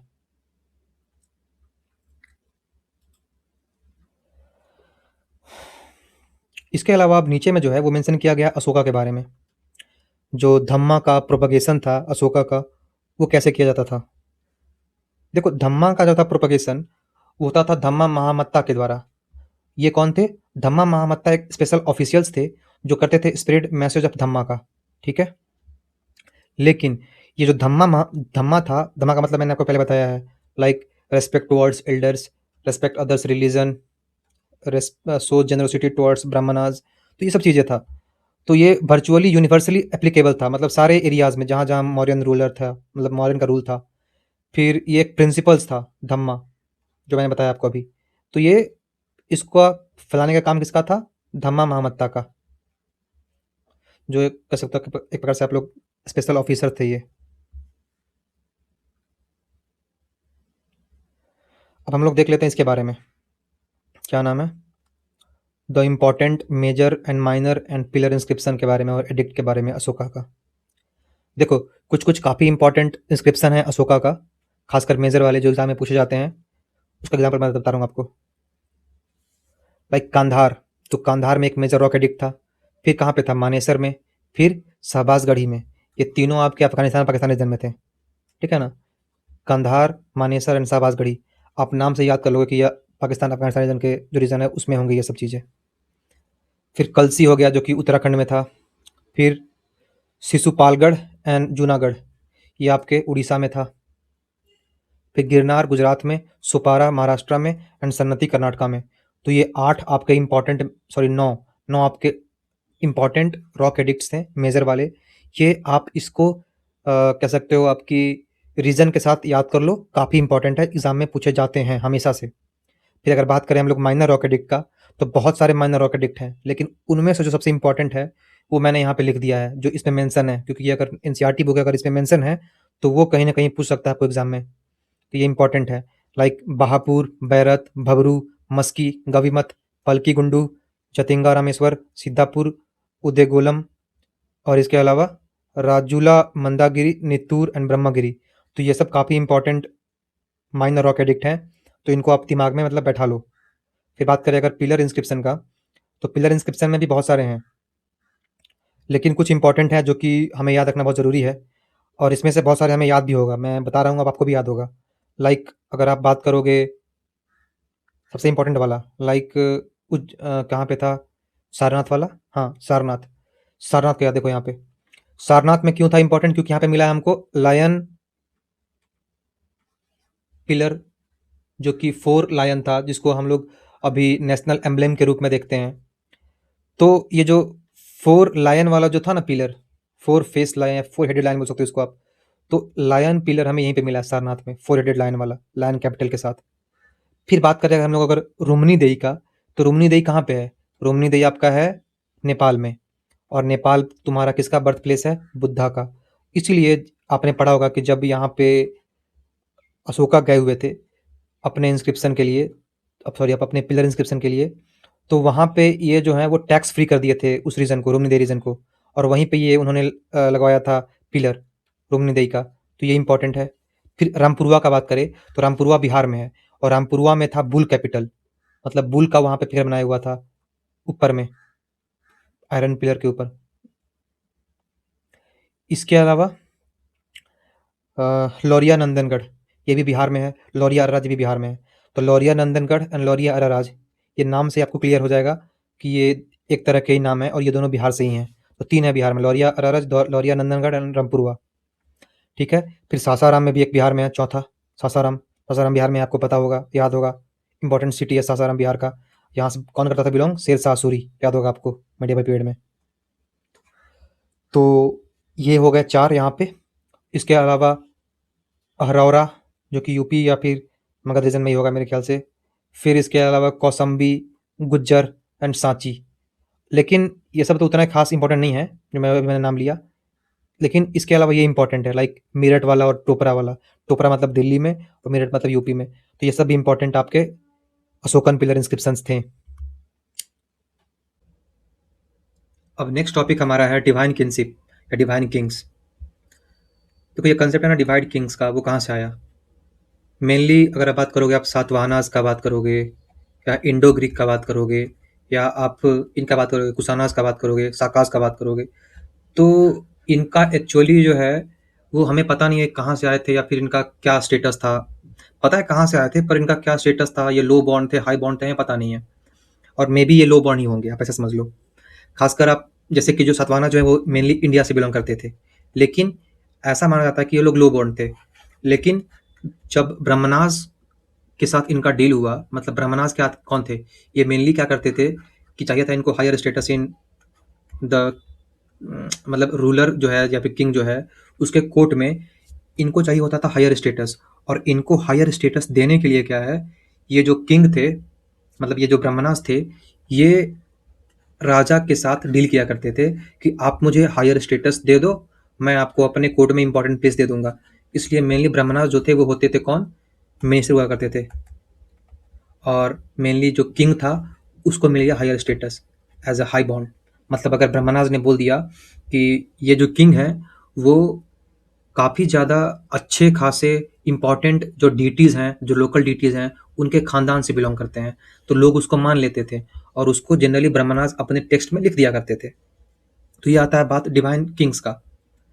तो यहाँ पे क्या मेंशन किया गया है कि सबसे इंपॉर्टेंट मीन्स है क्लेमिंग हाई स्टेटस, वो था identify with a variety of deities. अपने आप को बता दो कि आप ये जो डीटी है, लोकल देवी देवता हैं, उनके आप खानदान से बिलोंग करते हो, काम खत्म हो गया, आप अपने आप में बहुत हाई स्टेटस वाले बन गए। इसका बेस्ट एग्जाम्पल दिया गया है कुशानास का, कि कुशानास जो है वो अपने आप को बताया कि ये जो है थे वो लोकल डीटीज से बिलोंग करते थे। देखो कुशानास जो थे वो कहाँ के थे? कुशानास जो थे वो आपके आए थे सेंट्रल एशिया और नॉर्थ वेस्ट इंडिया से, जो कि जनरली जो था वो इंडिया समझो के बाहर ही था। अब ये लोग वहां से आकर इंडिया में हाई स्टेटस गेन किए और बहुत लंबे टाइम तक इंडिया में रूल किए, खासकर नॉर्थ वेस्ट इंडिया में। तो इसका एक बेस्ट एग्जांपल है। अब हम लोग जानते हैं कुशानास के बारे में थ्रू कॉइन्स एंड स्कल्पचर, क्योंकि ये माहिर थे इन दोनों चीज़ों में। मतलब अगर बात आएगा कुसानास का, तो क्वाइन के बारे में और स्कल्पचर के बारे में आप बात करोगे ही करोगे किसी भी कंडीशन में। तो they are best in it. फिर अगर बात किया जाए तो एक इम्पॉर्टेंट हमें मिला है स्टैचू कुसाना रूलर का। कहाँ पे? एट अ श्राइन एट मठ नियर मथुरा। मथुरा में एक मठ में हमें मिला है, मथुरा के एक मठ में मिला है हमें क्या? कुसाना रूलर का स्टैचू। फिर बोला गया है कि एक और मिला है हमें कहाँ पे? अफगानिस्तान में। वहाँ पे भी एक श्राइन है, वहाँ पास। तो आप समझ सकते हो अफगानिस्तान रीजन में, मथुरा रीजन में काफी अच्छा खासा कमांड था किनका? ये कुसानास का। ठीक है, तो ये दो जगह याद रख लेना। एग्जाम में पूछ सकता है कि कहाँ कहाँ पे स्टैचू मिला था। तो एक आपका हो गया अफगानिस्तान में, एक आपका हो गया मथुरा में।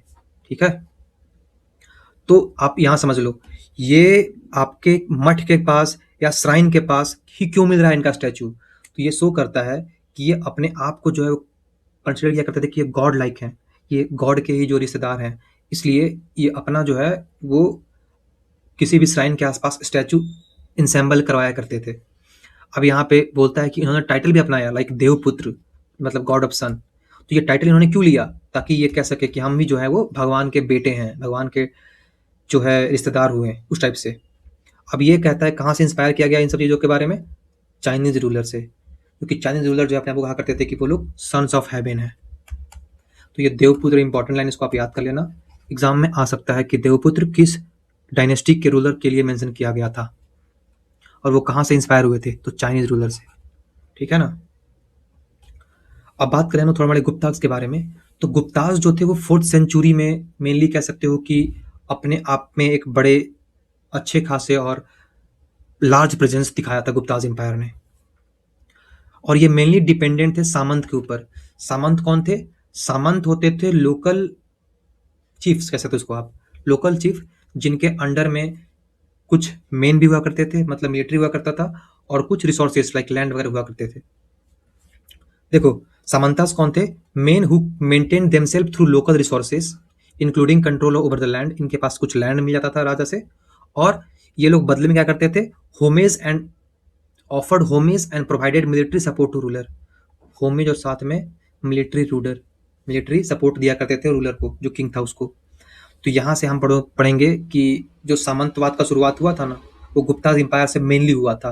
क्योंकि यहाँ पे क्या था ना कि गुप्ताज एम्पायर के पास कहीं ना कहीं आप देखोगे तो डिक्लाइन होना शुरू हो गया था इकोनॉमी में। अब वो डिक्लाइन होना शुरू हो गया था, उसका एक एग्जाम्पल था सामंतवाद। ऐसा कुछ हिस्टोरियन बोलते हैं, लेकिन बहुत सारा अलग अलग थ्योरी है अलग अलग हिस्टोरियन का, जो हम लोग आगे पढ़ेंगे। तो बस अब इतना समझ लो कि ये लोकल रिसोर्सेज पे कंट्रोल किया करते थे और मिलिट्री सपोर्ट दिया करते थे किसको? रूलर को। Powerful samantas could become king. कुछ ऐसे ऐसे सामंत हुए हैं जो लास्ट में रूलर बन गए हैं, जो मेन रूलर है उसको हटाकर। और जो वीक रूलर होते हुआ करते थे उनको हटाकर ये खुद बन जाया करते थे रूलर उस समय पे। फिर क्या है कि हिस्टोरियंस जो थे वो गुप्ता रूलर के बारे में जो हिस्ट्री कंस्ट्रक्ट कर रहे थे वो कर रहे थे लिटरेचर के थ्रू, क्वाइंस के थ्रू, इंस्क्रिप्शन के थ्रू। और उसमें एक इंपॉर्टेंट था प्रशस्ति।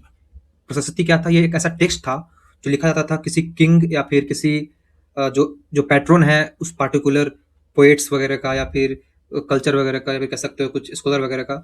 तो उनके जो पैट्रॉन्स होते थे उनके प्रेज में, ठीक है ना, उनके प्रशंसा में। The written and compose in praise of kings and their patrons.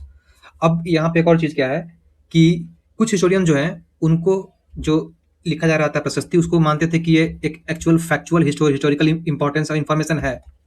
लेकिन बहुत सारे ऐसे तो जिन्होंने बोला कि नहीं नहीं, ये सिर्फ एक वर्क ऑफ पोएट्री है, इसको आप रियल मत मानो, ये सही नहीं है, ये ट्रू नहीं है, ये एक नॉर्मल किसी भी पोएट के द्वारा जो लिखा गया है वो सिर्फ सिर्फ राजा को खुश करने के लिए लिखा गया है, ये सही चीज नहीं है इसमें। यहाँ पे आप देखोगे तो किंग कनिष्क के द्वारा जो है वो एक क्वाइन जो है वो यहाँ पे मेंशन किया गया है, जिसमें कि कनिष्क का जो है वो इसमें आप देख सकते हो फेस भी है, और यहाँ पे देखोगे तो एक डेटी का भी फेस इसमें है। तो देखो बैक साइड में दे दिया कोई डेटी का फेस, फ्रंट में दे दिया अपना फेस। तो ये था एक्चुअली क्वाइन बनाने का तरीका उस समय पे।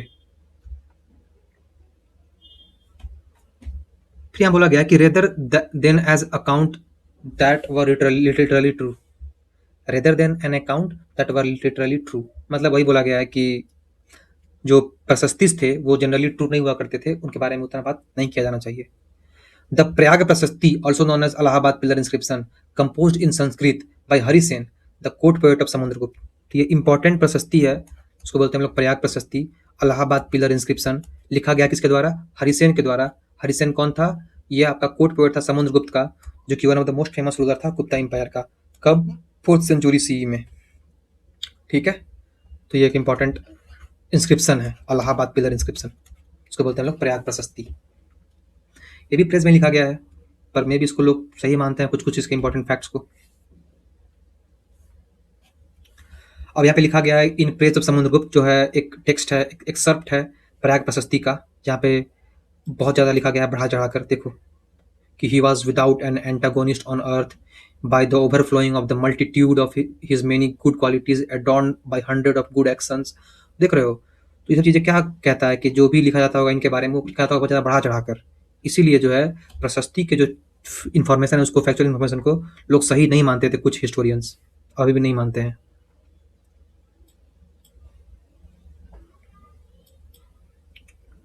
अब हमारा नेक्स्ट टॉपिक जो है वो है चेंजिंग कंट्री साइड। इसमें हम पढ़ेंगे अब कुछ कंट्री साइड के इन्फॉर्मेशन के बारे में, मतलब गांव यानी कि रूरल एरिया के बारे में, पीजेंट के बारे में, फार्मर के बारे में, ठीक है ना, उनका कहाँ से हिस्ट्री है क्या है उसके बारे में पढ़ेंगे, ठीक है ना।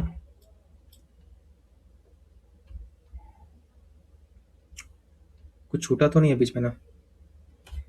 अगर मैंने मेंशन नहीं किया तो याद रख लेना, एक इंपॉर्टेंट यहाँ पे लिखा गया है पांड्या चीफ के बारे में जिसका नाम है सेनगुत्वन। सेनगुत्वन जो है वो पांड्या का चीफ था, पांड्या रूलर का, मतलब चीफ क्या बोलोगे उसको हम लोग, एक पांड्या रूलर था सेनगुत्वन, ठीक है ना। तो ये एग्जाम में आ जाता है कि सेनगुत्वम जो है वो किस डायनेस्टी से बिलोंग करता था, तो वो पांड्या रूलर के डायनेस्टी से बिलोंग करता था। और एक इंपॉर्टेंट यहाँ पे टेक्स्ट है जिसके बारे में मेंशन किया गया इनके बारे में, इसका नाम है शिलापद्दिकरम। इसके बारे में मैंने पहले बताया आपको। शिलापद्दिकरम एक इंपॉर्टेंट तमिल टेक्स्ट है, ये बात याद रख लेना अच्छे से दिमाग में, और कुछ खास नहीं इसमें।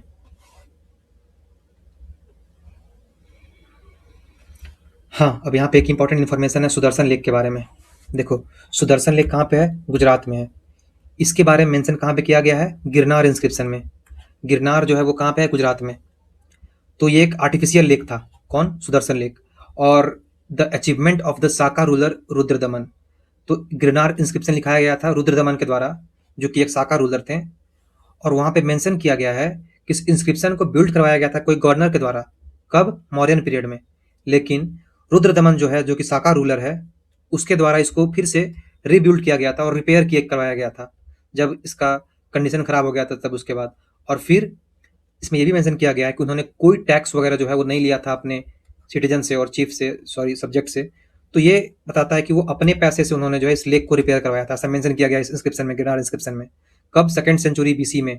तो 2nd सेंचुरी बीसी में ही मेनली ये था, रुद्रदमन और साका रूलर्स थे। फिर आपके बाद, इसके बाद जो है एक और इंस्क्रिप्शन यहीं पे है गिरनार में ही, वो करवाया गया है गुप्तास के द्वारा। और उसमें क्या लिखा गया है, जो जनरली मतलब 5th सेंचुरी में था, उसमें लिखा गया है कि अनदर, एक बार फिर से इस मतलब लेक को रिपेयर करवाया गया था किसके द्वारा? एक गुप्ताज रूलर के द्वारा। ठीक है, तो ये चीजें हैं। तो एक इंपॉर्टेंट हिस्ट्री है सुदर्शन लेक का। इसमें आपको याद रखना पड़ेगा 3-4 रूलर के बारे में। पहला, इसको बिल्ड करवाया गया था मौर्यन के द्वारा, ठीक है। फिर इसके बाद इसको रिपेयर करवाया गया रुद्रदमन के द्वारा। फिर इसको कराया गया रिपेयर इसको गुप्ता रूलर के द्वारा। तो ये 3-4 पॉइंट याद रख लेना हमेशा इस आर्टिफिशियल लेक के बारे में। इसका पर्पस क्या था? मेनली इरिगेशन ही होगा। चलो बात करें अगर कंट्री साइड का, तो पहला इसमें है popular perception of the king, मतलब लोगों के बीच किंग का क्या परसेप्शन था गांव में एंड रूरल एरिया में।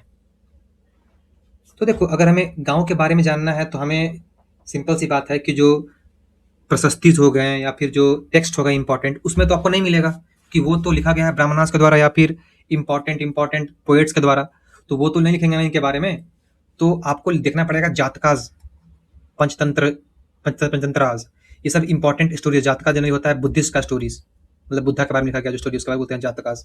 पंचतंत्र लिखा गया है विष्णु शर्मा के द्वारा, तो ये भी एक इंपॉर्टेंट टेक्स्ट है। तो इन टेक्स्ट में जो है वो लिखा गया है कुछ इंपॉर्टेंट स्टोरीज, और उस स्टोरीज के थ्रू आप समझोगे कि लोकल कंडीशन क्या था वहाँ पर, लोकल लोगों का और सब्जेक्ट्स का, और कह सकते हो आपकी रूरल एरिया का। द जातका वर रिटन इन पाली। देखो जातका लिखा गया था पाली लैंग्वेज में, ये लैंग्वेज बहुत इंपॉर्टेंट है, ठीक है ना, इसको याद रख लेना हमेशा के लिए। जातका लिखा गया पाली लैंग्वेज में, और पाली लैंग्वेज में ही जो है जनरली बुद्धा अपने स्पीच दिया करते थे, या फिर अपने जो है थॉट वगैरह जो है वो दिया करते थे बुद्धा। तो पाली एक इंपॉर्टेंट लैंग्वेज था उस समय, लोकल, ठीक है ना। अब यहाँ पे एक और इम्पोर्टेंट टेक्स्ट है जो है आपका गान गत गंता टिंडू जात का, गंडा टिंडू जात का, हाँ। तो ये नाम जो भी है गंडा टिंडू जात का, तो ये एक्चुअली लिखा गया है the plight of the subjects of a wicked king, मतलब एक दुष्ट राजा के द्वारा जो दुर्दशा था सब्जेक्ट का, लोगों का वहां पर, उसके बारे में मेंशन किया गया है कि लोग कैसे परेशान थे एक दुष्ट किंग के कारण। तो उसमें एक स्टोरी है जहाँ पर राजा जो है क्या करता है, एक बार भेष बदल के जाता है अपने, क्या बोलते हैं, सब्जेक्ट के पास, अपने लोगों के पास, और पूछता है अपने बारे में। तो लोग बोलते हैं कि वो बहुत ही खराब राजा था, उसके बारे में बहुत मतलब बुरा भला बोलते हैं, और बहुत खराब बातें उसके बारे में लोग, सब लोग बोलते हैं। तो कहीं ना कहीं एक दिखाता है कि इसके बाद क्या करता है राजा, वो राजा जो है वो अपने सब कुछ को त्याग कर छोड़ छोड़ देता है अपने आप को, और फॉरेस्ट में चला जाता है। तो एक ये मतलब एक स्टोरी है कि किस तरह से राजा के बारे में जो है लोग बोला करते थे उस टाइम पे। तो कहीं ना कहीं ये दिखाता है कि किस तरह का कंडीशन था कंट्री साइड में और रूरल एरिया में सब्जेक्ट के द्वारा। तो कहीं कहीं पे रूलर अगर खराब हुआ करते थे तो लोग उसके बारे में गलत बोलेंगे ही, इस टाइप से है। इसमें और कुछ खास इंपॉर्टेंट चीज़ें नहीं हमारे लिए, हमारे लिए जातका और पंचतंत्र इसमें इंपॉर्टेंट था, और जातका लिखा गया पाली लैंग्वेज में। और ये गंडा तिंडू जो भी है जातका, इसके में इसमें मेंशन किया गया है विक्ड किंग के बारे में, एक दुष्ट राजा के बारे में। अब बात करते हैं नेक्स्ट टॉपिक का, वो है आपका स्ट्रेटजीज फॉर इंक्रीजिंग प्रोडक्शन। मतलब मेनली तो आपका एग्रीकल्चर प्रोडक्शन ही था उस समय पे, तो एग्रीकल्चर प्रोडक्शन को बढ़ाने के लिए क्या क्या चीज़ें उस समय स्ट्रेटजी लगाया गया उसके बारे में। तो पहला तो हो गया कि शिफ्ट टू प्लाउ एग्रीकल्चर, ठीक है। ये पहला आपका स्ट्रेटजी था कि अब जो है हल को यूज़ किया जाने लगा, जो पहले नहीं था उतना इंपॉर्टेंट, खासकर आयरन वाला। तो आयरन वाला प्लाऊ को यूज़ किया जाने लगा। फिर इसके अलावा और क्या हुआ, फर्टाइल एंड एलुवियल रिवर जो था मेनली मगध रीजन वगैरह रीजन में। और फिर इसके अलावा क्या हुआ कि आयरन टिप्ड प्लाउसेयर वाज यूज, वही मैंने बोला आयरन का जो बना होता था उसको। थर्ड इसमें इंपॉर्टेंट है कि production of paddy was dramatically increased by the introduction of transplantation. तो पहले क्या था कि नॉर्मल जैसे हम लोग छींटते हैं ना गेहूं वगैरह, उसे छींट दिया गया सारा खेत में एक बार में, फैला दिया गया, और उससे जो हो गया खेती, उससे धान हुआ सो हुआ। अभी के टाइम में क्या था कि बाद में फिर ट्रांसप्लांटेशन आ गया, जिसमें क्या हुआ कि पहले एक जगह पे नॉर्मली बीज को बोया जाता था, उसके बाद वहाँ से जो सैपलिंग है उसको उठाकर अलग अलग जगह पे जाकर उसको थोड़ा डिस्टेंस पर रोपा जाने लगा उसको। तो वहाँ पे मेंशन किया गया इसके बारे में, ट्रांसप्लांटेशन के बारे में। It is used for paddy cultivation in areas when the sapling have grow, they are transplanted in waterlogged field, and this ensures higher ratio of survival of saplings and higher yield। तो वही था जो मैंने आपको बताया इसके बारे में। तो कह सकते हो ये कि फ्लडिंग मेथड था एक, ये राइस कल्टीवेशन का। लेकिन ये क्या था, ये बैक ब्रेकिंग वर्क था, मतलब झुक कर जो सैपलिंग लगाना होता था ना, उससे पूरा लोगों का जो है कमर टूट जाया करता था इतना, मतलब क्योंकि देखो अगर आप 1-2 घंटे के बाद तो लोग मैनेज कर ले, लेकिन अगर 10 घंटे 12 घंटे तक अगर आपको डेली यही काम करना पड़े, झुक कर बोना पड़े सैपलिंग्स को, तो वो कहीं ना कहीं एक बैक ब्रेकिंग वर्क तो है। फिर बोलता है यहाँ पे कि आयरन जो आया, आयरन का जो हल आया, उससे क्या हुआ कि कुछ पार्ट में ही जो है वो एग्रीकल्चर इतना फ्लरिश किया, क्योंकि हर एक जो एरिया है वहाँ पे आयरन का जो है प्लाउ उसको यूज़ नहीं किया जाने लगा, क्योंकि आयरन का हल जो है वो लिमिटेड रहा कुछ रीजन में। तो ये भी एक कह सकते हो ड्रॉबैक था, सब जगह पे उतना ज़्यादा अच्छा खासा नहीं फैलने का। लेकिन वहाँ पे क्या, वहाँ पे कुछ और मेथड यूज़ किया गया। लाइक देखो अगर बात करें हम लोग पंजाब एंड राजस्थान का, जो कि सेमी एरिड रीजन है, तो यहाँ पे जो है प्लाऊ यानी कि हल जो आयरन वाला था उसको उपयोग करने में लगभग लगभग 20th सेंचुरी लग गया। मतलब 20th सेंचुरी में जाकर जो है लोग हल यूज़ कर रहे थे आयरन वाला यहाँ पे पंजाब और राजस्थान में, सोचो। इसके अलावा क्या बोलता है कि कुछ ईस्टर्न और सेंट्रल पार्ट में जो है वो लोग यूज़ करते थे कुछ और मेथड ऑफ एग्रीकल्चर, लाइक झूम कल्टीवेशन हो गया, ठीक है ना। तो वो सब यूज़ किया करते थे, और जो हिली ट्रैक है वहाँ पे कुछ और तरह के यूज़ किया करते थे मेथड। फिर बोल रहा है यहाँ पे कि द यूज ऑफ इरिगेशन, और क्या कारण था ज़्यादा अमाउंट में प्रोडक्शन बढ़ने का, वो था एक इरिगेशन का यूज़ होना, मतलब आर्टिफिशियल रेन, मतलब रेन क्या बोल सकते हो उसको हम लोग, artificial water discharge to the plant. Mainly क्या था, पहले लोग होते थे डिपेंड किसके ऊपर, रेन के ऊपर। अब रेन तो उतना रहा नहीं, तो लोग डिपेंड होने लगे किसके ऊपर, वेल्स के ऊपर, टैंक्स के ऊपर और कैनाल्स के ऊपर। तो वही हो गया आपका irrigation. Powerful main including Kings often recorded such activities in inscription. तो ये सब चीज़ों के बारे में भी जो है वो इंस्क्रिप्शन में मेंशन किया गया है बहुत जगह पे, पावरफुल किंग के द्वारा भी। तो ये 4-5 रीज़न थे एग्रीकल्चर प्रोडक्शन बढ़ने का। पहला, गंगा और कावेरी रिवर के आसपास जो फर्टाइल एलुवियल प्लेन था वो। सेकंड रीज़न हो गया आयरन टिप प्लाउसेयर। थर्ड हो गया आपका इंट्रोडक्शन ऑफ ट्रांसप्लांटेशन। फोर्थ हो गया प्रैक्टिस ऑफ हो एग्रीकल्चर, यानी कि झूम वगैरह जो है कल्टीवेशन वो वाला, या फिर जो क्या बोलते हैं कुछ और एग्रीकल्चर है उसके बारे में बात किया गया यहाँ पे। हो मतलब मेरे ख्याल से वही बात किया गया झूम के बारे में, झूम कल्टीवेशन के बारे में। फिर इसके बाद इरिगेशन के आने के बाद like well, tank and canal irrigation वाला सिस्टम। अब नेक्स्ट टॉपिक है डिफरेंसेस इन रूरल सोसाइटी। ये क्या है? अगर बात करें हम लोग रूरल सोसाइटी का, तो वहाँ पे काफ़ी सारा डिफरेंसेस होंगे ही होंगे, सिंपल सी बात है। लाइक एग्जांपल ले लो, the benefit were very uneven. देखो, टेक्नोलॉजी का ग्रोथ हुआ, सब कुछ हुआ, ठीक है ना, एग्रीकल्चर इंप्रूव हुआ, लेकिन उसका जो बेनिफिट है ना वो काफ़ी ज़्यादा अनइवन रहा, सब जगह इवनली डिस्ट्रीब्यूट नहीं हो पाया। उसके पीछे क्या रीज़न था?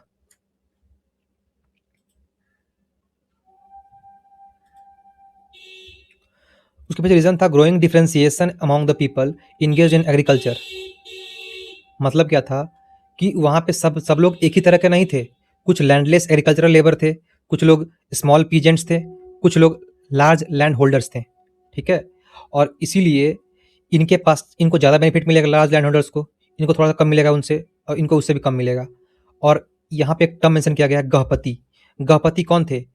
तो ये एक्चुअली किया गया हम लोग मेंशन लार्ज लैंड होल्डर्स को, जो जनरली लार्ज लैंड होल्डर्स हुआ करते थे उनको बोला गया गहपति, ठीक है ना? कहाँ पे? पाली टेक्स्ट मेंशन किया गया इनके बारे में। फिर देखो, जो लार्ज लैंड होल्डर्स थे या फिर जो विलेज के हेडमैन थे, यानी मुखिया जो थे विलेज वगैरह के, वो लोग जनरली हेरिडिटरी हुआ करते थे, ठीक है? मतलब उनके जो बेटे हैं वही बनेंगे उसके बाद विलेज के हेडमैन, ठीक है ना? तो ये एक्सरसाइज किया करते थे control over other cultivators, like जो स्मॉल पीजेंट्स हुए या फिर जो लैंडलेस लेबर हुए, उनको अच्छे से कंट्रोल किया करते थे ये लोग। फिर बोला गया है कि संगम टेक्स्ट में जो है वो अलग अलग नाम मेंशन किया गया है इनके बारे में। लाइक अगर आप देख लोगे तो यहाँ पे एक टर्म है वेल्लार। वेल्लार कौन था? वेल्लार लैंड ओनर्स थे, जो कि लार्ज लैंड ओनर्स थे, ठीक है ना? फिर मेंशन किया गया उज्जवर। उज्जवर कौन थे? उज्जवर तुम्हारे प्लाउमेन थे, हल जोतने वाले जो लोग थे उसको। और जो अधिमई थे वो कौन थे? स्लेव्स। तो कुछ इंपॉर्टेंट टर्म है जो मेंशन किया गया है लोगों के बारे में जो जनरली एग्रीकल्चर से बिलोंग करते थे और जनरली विलेज में रहा करते थे, मतलब जो रूरल एरिया में रहा करते थे। तो ये आपका हो गया साउथ इंडिया में, ये हो गया आपका नॉर्थ इंडिया में। नॉर्थ इंडिया में इंपॉर्टेंट टर्म गहपति है, जो है मेनली किसके लिए? लार्ज लैंड होल्डर्स वगैरह के लिए, ठीक है? और इसमें कुछ भी खास इंपॉर्टेंट नहीं है। यहाँ पे गणपति का मीनिंग दिया हुआ है, कौन था ये? ऑनर, मास्टर और head of the house hold, ठीक है? Exercise control over women, children, slaves and worker and share a common residence, ठीक है? साथ में रहा करता था। और मतलब जो ये लोग हैं ना, वुमेन, चिल्ड्रेन, स्लेव्स और वर्कर जो साथ में रहा करते थे एक ही घर में, उनका जो था मालिक वही था, कौन? गणपति। सबको कंट्रोल किया करता था ये। फिर owner of the resources, land, animal and other things, वही था उसका मालिक, लैंड का भी, एनिमल का भी, और जो लोग थे वहाँ पर उनके उनके भी, और कुछ चीज़ों का भी। Sometimes they are wealthy merchant को भी जो है हम लोग गणपति बोला करते थे, जो कि अर्बन एरिया में रहा करते थे, ठीक है? अब यहाँ पे एक इंपॉर्टेंट लिखा गया है मनुस्मृति के बारे में, कि मनुस्मृति एक लीगल टेक्स्ट था जो कौन सा लैंग्वेज में लिखा गया था? संस्कृत में, ठीक है ना? याद रखना, Manusmriti legal text written in Sanskrit language and compiled between second century BC to second century C. और ये करता था एडवाइस किंग को जो करना है उसके लिए, जो काम करना है उसको लीगली, उसके लिए कह सकते हो लीगल टेक्स्ट था मनुस्मृति, धर्मसूत्रास की तरह, ठीक है? सो टॉपिक है 5.4 land grants and new rural elites. देखो, अभी तक हमने बात किया था जो रूरल के लोग थे मेनली पीजेंट्री क्लास, और कुछ और इसमें इंपॉर्टेंट थे लाइक लैंड होल्डर्स, मतलब मेनली पेजेंट्री क्लास के बारे में ही हमने बात किया था अभी, ठीक है ना। तो अभी हम जो है वो बात करने वाले हैं जो एलाइट पीपल थे रूरल एरिया में उनके बारे में, और लैंड ग्रांट सिस्टम के बारे में। लैंड ग्रांट क्या होता है? लैंड ग्रांट मतलब जो रूलर थे उस समय पे, किंग वगैरह, वो लैंड को दे दिया करते थे कुछ लोगों को फ्री में, जहाँ से वो लोग टैक्स वगैरह कलेक्ट करते थे वहाँ पे और अपने उसको यूज़ करते थे। देखो, तो यहाँ पे मेंशन किया गया है हर्षचरिता के बारे में। हर्षचरिता एक इंपॉर्टेंट डॉक्यूमेंट है, लिखा गया है बाणभट्ट के द्वारा। बाणभट्ट कौन था? बाणभट्ट इंपॉर्टेंट कोर्ट पोएट था हर्षवर्धन का। हर्षवर्धन का ही जो है लाइफ के बारे में जो लिखा गया है उसको बोलते हैं हर्षचरिता। हर्षवर्धन जो था वो कन्नौज का राजा था। कन्नौज एक इंपॉर्टेंट कैपिटल सिटी था इसके पीरियड में। अब इसके अलावा जो है ये लिखा गया है बुक संस्कृत लैंग्वेज में। तो ये सब कुछ इंपॉर्टेंट पॉइंट है इसके बारे में, इसको आप याद कर लेना। और ये लोग करते थे बिलोंग किस डायनेस्टी से? पुष्यभूति डायनेस्टी से। पुष्यभूति, ठीक है। चलो, तो अब हमारा टॉपिक है यहाँ पे लैंड ग्रांट वाला। तो देखो, शुरुआत में जो है खासकर फर्स्ट सेंचुरी एडी के बाद लैंड ग्रांट देना शुरू कर दिया गया किंग के द्वारा, और इसको जो है वो लोग रिकॉर्ड करने लगे इंस्क्रिप्शन में, ठीक है। लेकिन कुछ इंस्क्रिप्शन होते थे स्टोन के, लेकिन मैक्सिमम होते थे किस चीज़ के? कॉपर प्लेट के। तो कॉपर प्लेट में अगर चीज़ों को आप इंस्क्राइब करके रख रहे हो तो वो इम्पोर्टेंट हो जाता है और लंबे समय तक चलेगा भी वो, सिंपल सी बात है। अब लेकिन यहाँ पे क्या कहा गया कि ये जो कॉपर प्लेट होता था या फिर जो ये स्टोन पे था इंस्क्रिप्शन, ये होता था as a record of the transaction to those who receive the land. एक रिकॉर्ड की तरह काम करता था कि बाद में कोई इशू हो तो आप दिखा सको कि हाँ, हमें ये लैंड जो है वो ग्रांट के रूप में मिला हुआ है। सिंपल सी बात है। अब एक और बात यहाँ पे क्या है कि सारे के सारे जो हैं वो सर्वाइव तो नहीं कर पाए ये कॉपर प्लेट इंस्क्रिप्शन। कुछ सर्वाइव कर पाए हैं, और वो उनके पास सर्वाइव कर पाए जो मेनली ब्राह्मणास थे, जिनको रिलीजियस इंस्टीट्यूशन को ग्रांट दिया गया था। तो वो चीज़ें हैं जो सर्वाइव कर पाए लंबे टाइम तक, क्योंकि मे बी वो रखा जाता होगा टेम्पल वगैरह में, और टेम्पल तो लंबे समय से चला आ रहा है और काफ़ी लंबा समय तक टिकता भी है। इसलिए यहाँ बोला गया कि most of the inscriptions were written in Sanskrit language. लेकिन कुछ ऐसे भी थे जो part of the things were written in Sanskrit and part of the things were written in local language like Tamil and Telugu. तो कुछ ऐसे भी इंस्क्रिप्शन थे जो मिक्स थे, कुछ संस्कृत में कुछ अदर लैंग्वेज में, लोकल लैंग्वेज में। अब हमें मेंशन किया गया एक इंपॉर्टेंट क्वीन का जिसका नाम है प्रभावती गुप्ता। प्रभावती गुप्ता जो थी वो चंद्रगुप्त टू की बेटी थी, जो कि एक मोस्ट इंपॉर्टेंट कह सकते हो आप रूलर थे गुप्तास पीरियड में, जिनके टाइम पे नवरत्ना रहा करते थे, याद है? ठीक है। अब देखो, चंद्रगुप्त टू की जो बेटी है प्रभावती गुप्ता, उसका शादी हुआ था वकटकास के रूलर से, ठीक है ना, जो कि दक्कन का एक इंपॉर्टेंट किंगडम था, वकटकास। अब एंशिएंट संस्कृत टेक्स्ट में ऐसा मेंशन किया गया है कि वुमेन को जो है वो लैंड वगैरह का एक्सेस नहीं था, रिसोर्सेज वगैरह का एक्सेस नहीं था, मतलब उनके नाम पे लैंड वगैरह नहीं रहा करता था। लेकिन प्रभावती के केस में ऐसा नहीं था, उसके नाम पे लैंड था जिसको उन्होंने ग्रांट के रूप में दिया था, ऐसा मेंशन किया गया है इंस्क्रिप्शन में। तो यहाँ पर बताया गया है कि एक एक्सेप्शन था, या फिर ऐसा हो सकता है कि जो लीगल टेक्स्ट जो मेंशन करते हैं कि वुमेन वगैरह के पास लैंड का एक्सेस नहीं था उस समय पे, वो यूनिफॉर्मली इम्प्लीमेंट नहीं किए जाते होंगे। मतलब वो सिर्फ और सिर्फ कॉमनर्स के लिए होंगे, क्वीन और किंग के लिए नहीं होंगे। वो लोग जो क्वीन वगैरह होते होंगे उनके पास लैंड का एक्सेस होता होगा। तो ये बताया गया यहाँ पे। फिर अगर हम लोग बात करें तो बताया गया है कि यहाँ पे कुछ जो इंस्क्रिप्शन है वो बात करते हैं रूरल पॉपुलेशन के बारे में, जो मेंशन करते हैं ब्राह्मणास के बारे में, पीजेंट्स के बारे में, और कुछ ऐसे लोग जो राजा को बहुत सारी चीज़ें लाकर दिया करते थे। फिर यहाँ बोला गया है कि वो लोग जो राजा को प्रोड्यूस किया करते थे बहुत सारी चीज़ें, वो एक्चुअली ओबे करते थे न्यू लॉर्ड को, जो विलेज के हुआ करते थे, जो राजा के द्वारा बनाए जाते थे नए लॉर्ड, और उन्हीं को ही जो है अपना ड्यूज वगैरह जो है वो पेड किया करते थे, ठीक है। और इसके बाद हम लोग बात करते हैं एक और लैंड ग्रांट के बारे में। वो ये है कि लैंड ग्रांट जो है ना वो several part of the country में पाया गया कि ऐसा होता था सिस्टम लैंड ग्रांट वाला, और इसका साइज वेरी करता था, कहीं पे ज़्यादा लैंड, कहीं पे कम, कहीं किसी को ज़्यादा किसी को कम। ये सब था उस समय पे, सिर्फ ऐसा नहीं था कि सबको इक्वल अमाउंट पे लैंड दिया जाएगा। और राइट्स भी वेरी करते थे, लाइक कुछ को वहाँ पे फुल दिया जाता था, like right of collecting taxes उस लैंड के ऊपर, किसी को पार्शियल होता होगा। तो ये राइट्स में वेरी करते थे और साइज में दोनों वेरी करते थे लैंड ग्रांट उस टाइम पे। फिर ये मेंशन किया गया है कि क्या रीज़न थे लैंड ग्रांट करने का। क्या रीज़न था इसके पीछे कि किंग जो है वो लैंड ग्रांट किया करते थे? कुछ हिस्टोरियंस बोलते हैं कि it were part of strategy adopted by ruling lineage to extend agriculture to new areas. Land grant देकर आप नए एरियाज में एग्रीकल्चर को एक्सटेंड कर रहे हो। पर कुछ लोग का ये कहना था कि नहीं, ये इंडिकेट करता है वीकनिंग ऑफ पॉलिटिकल पावर। मतलब राजा जो थे वो सासामंतास के जो बढ़ते हुए पावर है उससे डर जा रहे थे, और इसलिए वो नए एलाइज बना रहे थे। और वो जो नए एलाइज थे उनको जो है वो लैंड ग्रांट दिया करते थे, ताकि बाद में वो कभी भी अगर ऐसा खतरा हो तो उसके साथ रहे, मतलब किंग के साथ रहे और उस सामंत को खिलाफ लड़े। और फिर बोला गया कि कुछ लोग ऐसा ही फील किया करते थे कि king try to project themselves as superman. King जो है अपने आप को सुपरमैन साबित कर रहा था देकर लैंड वगैरह लोगों को। मतलब वो चाह रहा था कि वो अपने आप को दिखाए कि वो कुछ भी दे सकता है किसी को भी। सिंपल सी बात है। तो अपने पावर को शो कर रहा था किंग। तो ये सब रीज़न होंगे लैंड ग्रांट करने का, पर हमें इससे नहीं मतलब। हमें मतलब बस कि आप समझ लो कि मेनली ये सब रीज़न हो सकते हैं। और अगर आपको आंसर में ऐसा क्वेश्चन में आता है तो आप इसको आंसर लिख सकते हो तीनों में से कोई भी रीज़न, या सब लिख सकते हो आप। पर हाँ, तीनों रीज़न आप याद रखना कि अलग अलग व्यू पॉइंट है अलग अलग हिस्टोरियन का, कोई एक पार्टिकुलर रीज़न नहीं है लैंड ग्रांट के पीछे। जो हम लोग मेनली पढ़ते हैं कि नहीं, जो वीकनिंग होने लगा पावर तो इस समय लैंड ग्रांट दिया जाने लगा ताकि एलाइज वगैरह क्रिएट किया जा सके, तो वही एक रीज़न सिर्फ है। अब एक यहाँ इंपॉर्टेंट लैंड ग्रांट के बारे में मेंशन किया गया टर्म लाइक अग्रहर। तो अग्रहर एक लैंड ग्रांट सिस्टम है टू द रिलीजियस इंस्टीट्यूशंस और मेनली ब्राह्मणास। अगर ब्राह्मणास को लैंड दिया जाता था उसको बोलते थे हम लोग अग्रहर, और उसको ये यूज करते थे एग्जेम्प्ट, और नहीं सॉरी, उसको एक्चुअली एग्जेम्प्ट किया जा रहा था फ्रॉम पेइंग लैंड रेवेन्यू। मतलब लैंड रेवेन्यू नहीं पे करना है ब्राह्मणास को कुछ भी, और जो लैंड रेवेन्यू कलेक्ट करेंगे उस लैंड से ये लोग अपने पास उसको यूज कर सकते हैं। समझ में आया?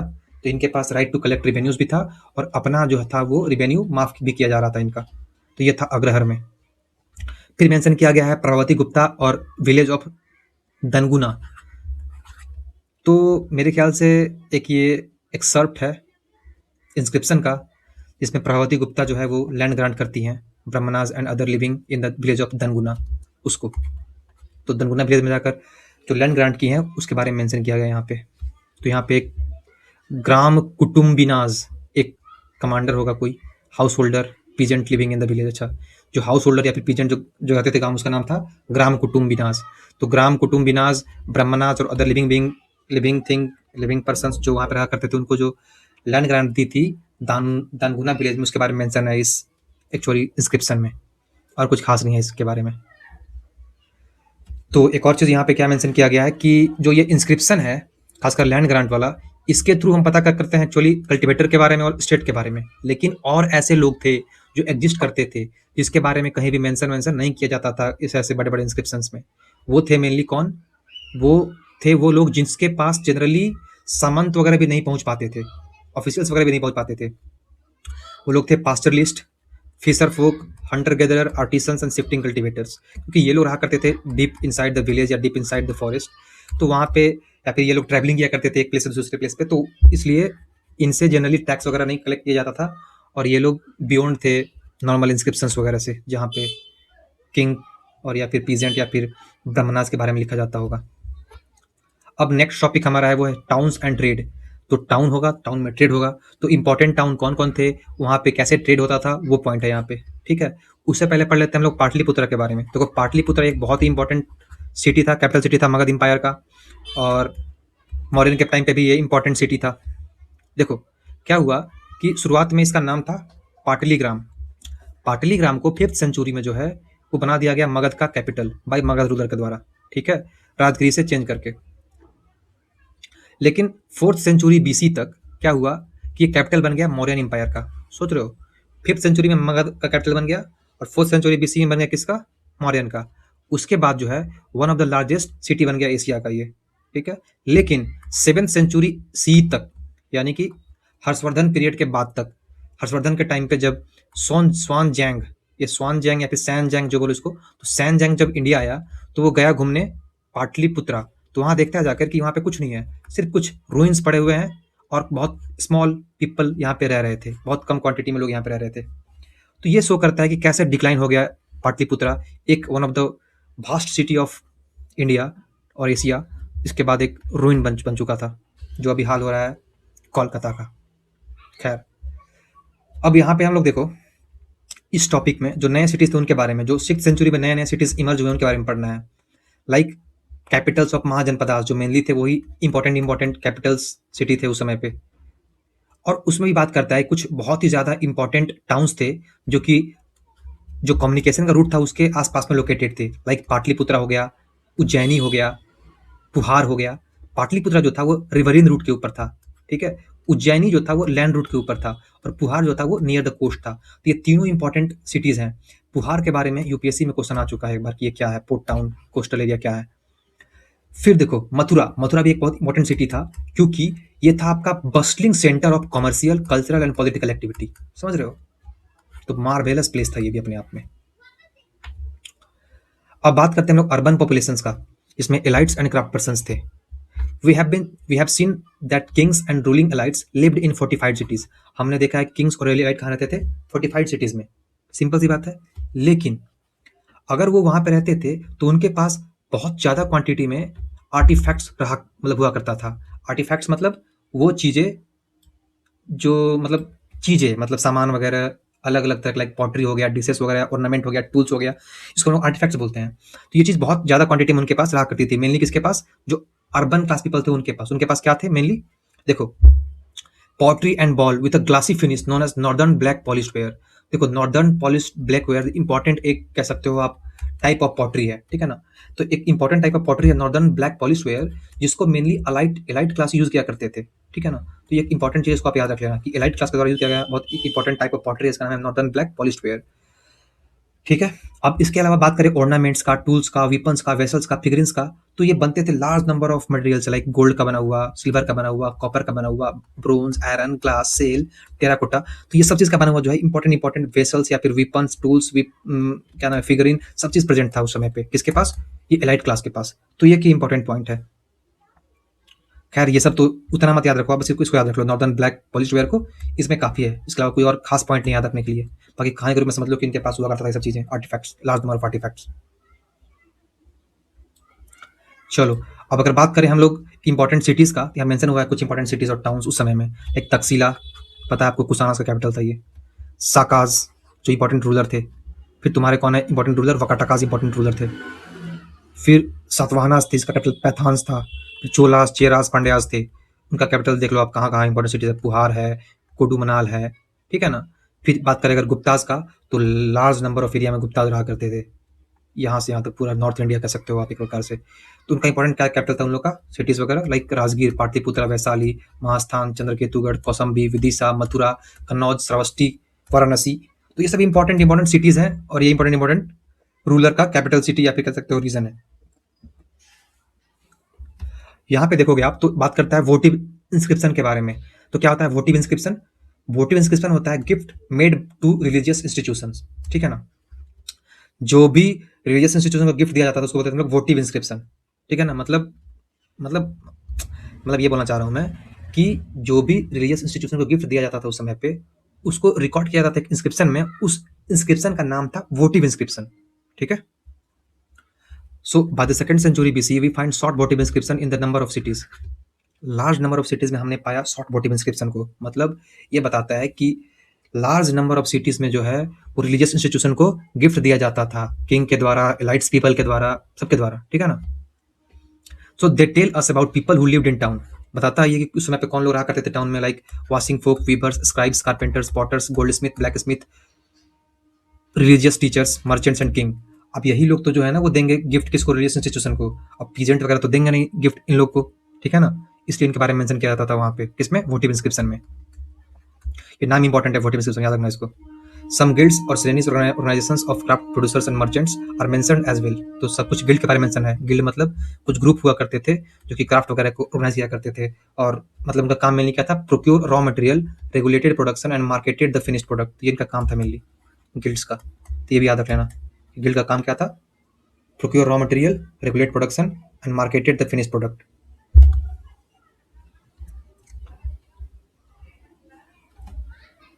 आगे बात करें हम लोग तो है यहाँ पे trade in the sub continent and beyond. हमने देखा कि इधर जो है नॉर्मल क्या पढ़ा हमने इधर? मैंने पढ़ा इधर अर्बन एलाइट्स के बारे में कि कौन कौन लोग रहा करते थे अर्बन सिटीज में, ठीक है ना। लेकिन अब हम लोग यहाँ पढ़ेंगे कि कैसे ट्रेड किया करते थे ये लोग अर्बन सिटीज में। यहाँ पे पहले एक साइड में दिया गया है मालाबार कोस्ट के बारे में, ठीक है। तो एक एग्जाम्पल है, मतलब एक एक्सर्प्ट लिया गया है, यह है कि from Periplus of the Erythraean सी, एक ये कह सकते हो बुक लिखा गया है। बुक का नाम है Periplus of the Erythraean Sea, या फिर टेक्स्ट लिखा गया, टेक्स्ट का नाम है Periplus of the Erythraean Sea. Periplus मतलब होता है सेलिंग अराउंड, और इराइथ्रियन सी का मतलब होता है रेड सी। मतलब जब रेड सी के आसपास में हम घूम रहे थे, सेल कर रहे थे, तो हमें क्या मिला उसके बारे में इसमें लिखा गया है। तो एक ग्रीक सेलर है, उसको ये इसने लिखा है 1st सेंचुरी सी में, मतलब ये लगभग लगभग जो हमारे पास कुसानाज वगैरह थे उस पीरियड का बात है। तो इसने मेंशन किया है bulk of pepper and malabathrum possibly cinnamon cardamom in this region, मतलब ये मालाबार रीजन के बारे में मेंशन किया है कि वहाँ पे पेपर वगैरह बहुत ज़्यादा था, सिनेमन वगैरह बहुत ज़्यादा था। तो भाई स्पाइस के लिए तो फेमस था ही इंडिया, खासकर मालाबार रीजन। फिर टोपेज वगैरह इंपॉर्टेंट मतलब स्टोन के बारे में मेंशन किया गया है, कोरल के बारे में, कॉपर टीन लीड के बारे में, बीड मेकिंग इंडस्ट्री के बारे में, कोडुमनल के बारे में। कोडुमनल क्या है? तमिलनाडु,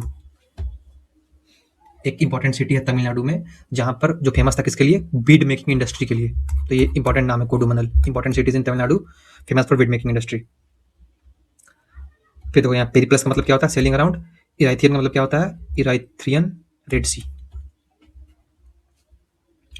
ठीक है, तो बात करते हैं ट्रेड का। तो from 6th century BC land and river routes crisscross the subcontinental and extend in the various direction. तो ये लैंड रूट और रिवर रूट दोनों जो है काफ़ी ज़्यादा अपने आप को मतलब फैला हुआ था लंबे लंबे जगह, लंबे लंबे एरिया में, और एक दूसरे को क्रॉस भी कर रहे थे बहुत जगह पे।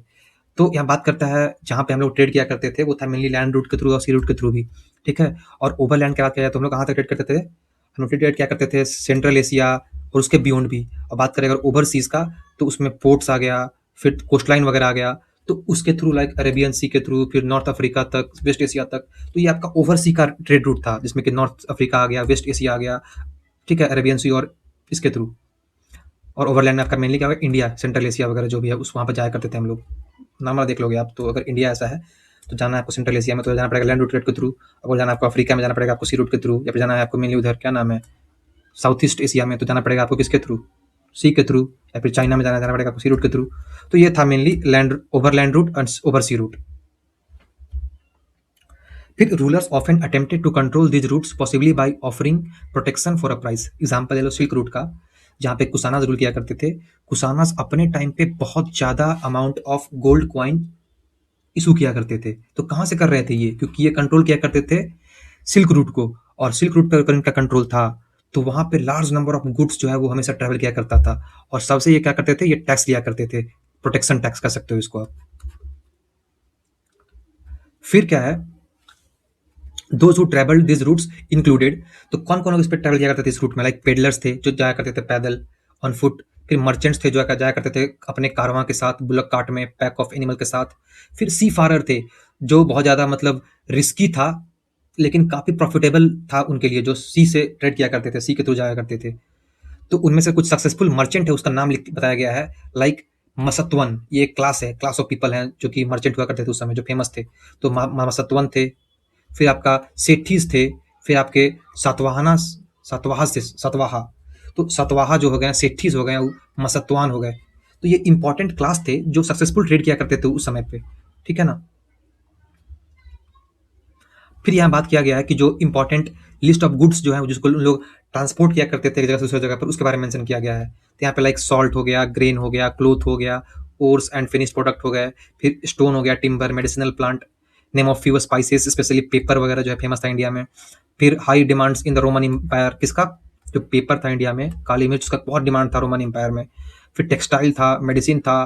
तो ये सब चीज़ों का ना काफ़ी ज़्यादा ट्रेड हुआ करता था उस समय पे। और through the Arabian Sea and Mediterranean Sea, कहाँ पे? रोमन एम्पायर में। रोमन एम्पायर में जाना है आपको, जाना पड़ता था किस किस के थ्रू? अरेबियन सी के थ्रू और मेडिटेरियन सी के थ्रू। तो ये सब इंपॉर्टेंट एक्चुअली गुड्स थे जिसको हम लोग ट्रांसपोर्ट किया करते थे इंडिया से बाहर के रीजन में, और ये सब इंपॉर्टेंट ट्रेवलर्स थे। और इसके अलावा यहाँ पे हमने देखा दो रूट था, ओवरलैंड रूट जहाँ पे सेंट्रल एशिया वगैरह में, oversea route like West Asia, फिर North Africa and South China, South Asian China के रीजन में। तो ये मेनली ट्रेड था जो हम लोग किया करते थे इन द सब कंटिनेंट में, मतलब इंडिया और इंडिया से बाहर भी। अब लास्ट टॉपिक इसमें है क्वाइंस एंड किंग्स। देखो, अब कॉइन का हिस्ट्री बहुत अच्छा है, खासकर देखा जाए इंडिया में, और इससे क्वेश्चन बहुत ज़्यादा आता है एग्जाम में। पहला जो कॉइन था वो मेनली पंच मार्क कॉइन ही था, जो हमारे पास था इंडिया में, वो पंच मार्क कॉइन था। पंच मार्क कॉइन क्या होता है कि एक कॉइन के ऊपर जो है वो पंच किया जाता है, क्या कुछ सिंबल कुछ इमेज जो है वो पंच करके पंच मतलब क्या होता है कि एक एक नॉर्मल कॉइन है, उसके ऊपर एक पर्टिकुलर कोई मशीन है या फिर कुछ आयरन है या फिर कुछ और चीज़ से पंच किया जाएगा उस कॉइन के ऊपर, और वहाँ पे वो निशान बन जाएगा, उसका अपना निशान, उसका रूलर का निशान, उस टाइप से। ये मेनली होते किस चीज़ के, ये मेनली हुआ करते थे सिल्वर और कॉपर के, और ये among the earliest to be minted and use, सबसे पुराने यही थे हमारे पास। और हम लोग को पता होगा आपको कि स्टडी ऑफ कॉइन्स को क्या बोलते हैं, नुमिस्मेटिक्स, ठीक है ना, तो ये इंपॉर्टेंट पॉइंट उसका याद रख लेना। फिर क्या है कि जो मर्चेंट जो थे या फिर जो किंग थे, वो सब लोग अपने अपने कॉइन जो है इशू किया करते थे या फिर मिंट किया करते थे। आप इसमें इंक्लूड करोगे किसको, मौर्यन को। मौर्यन के पास पंच मार्क कॉइन था, तो suggest that this were issued by Kings, ठीक है ना। और फिर क्या है, मर्चेंट भी किया करते थे इसको इशू, बैंकर भी किया करते थे, और टाउन के पीपल भी इसको इशू किया करते थे। तो यहाँ पे क्वेश्चन आ सकता है कि सिर्फ किंग नहीं, सिर्फ किंग ही इशू किया करते थे कॉइन्स को, तो नहीं, ऐसा नहीं है। मर्चेंट वगैरह भी, बैंकर्स वगैरह भी, टाउन्स के लोग भी जो है वो इशू किया करते थे कॉइन को। फिर बात आता है कि the first coin to bear the name of image of the ruler is issued by Indo Greek. तो ये बहुत इंपॉर्टेंट है। इंडो ग्रीक ऐसा पहला जो थे साकाज मेनली, जो अपने नाम या फिर अपने इमेज को कॉइन के ऊपर जो है वो छपवाया था। तो ये इंपॉर्टेंट पॉइंट है, और ये कब हुआ था, 2nd सेंचुरी बीसी में। फिर क्या है कि largest hoards of gold coins, देखो अभी तक हमने बात किया सिल्वर और ब्रोंज वगैरह का, लेकिन जो गोल्ड कॉइन है वो ज़्यादा, देखो पहले भी गोल्ड कॉइन इशू हुआ होगा लेकिन बहुत कम क्वांटिटी में, और रेयरली होता होगा, लेकिन जब कुशानाज है ना, तो कुशानाज के टाइम में जो है वो बहुत लार्ज क्वांटिटी में गोल्ड कॉइन मिंट कराया गया और इशू कराया गया। कब कब ये 1st सेंचुरी सी में मेनली, और they are virtually identical in weight, उनका वेट बहुत बराबर होता था हर एक कॉइन का, ठीक है ना। तो ये इंपॉर्टेंट पॉइंट है कौन कॉइन्स के बारे में।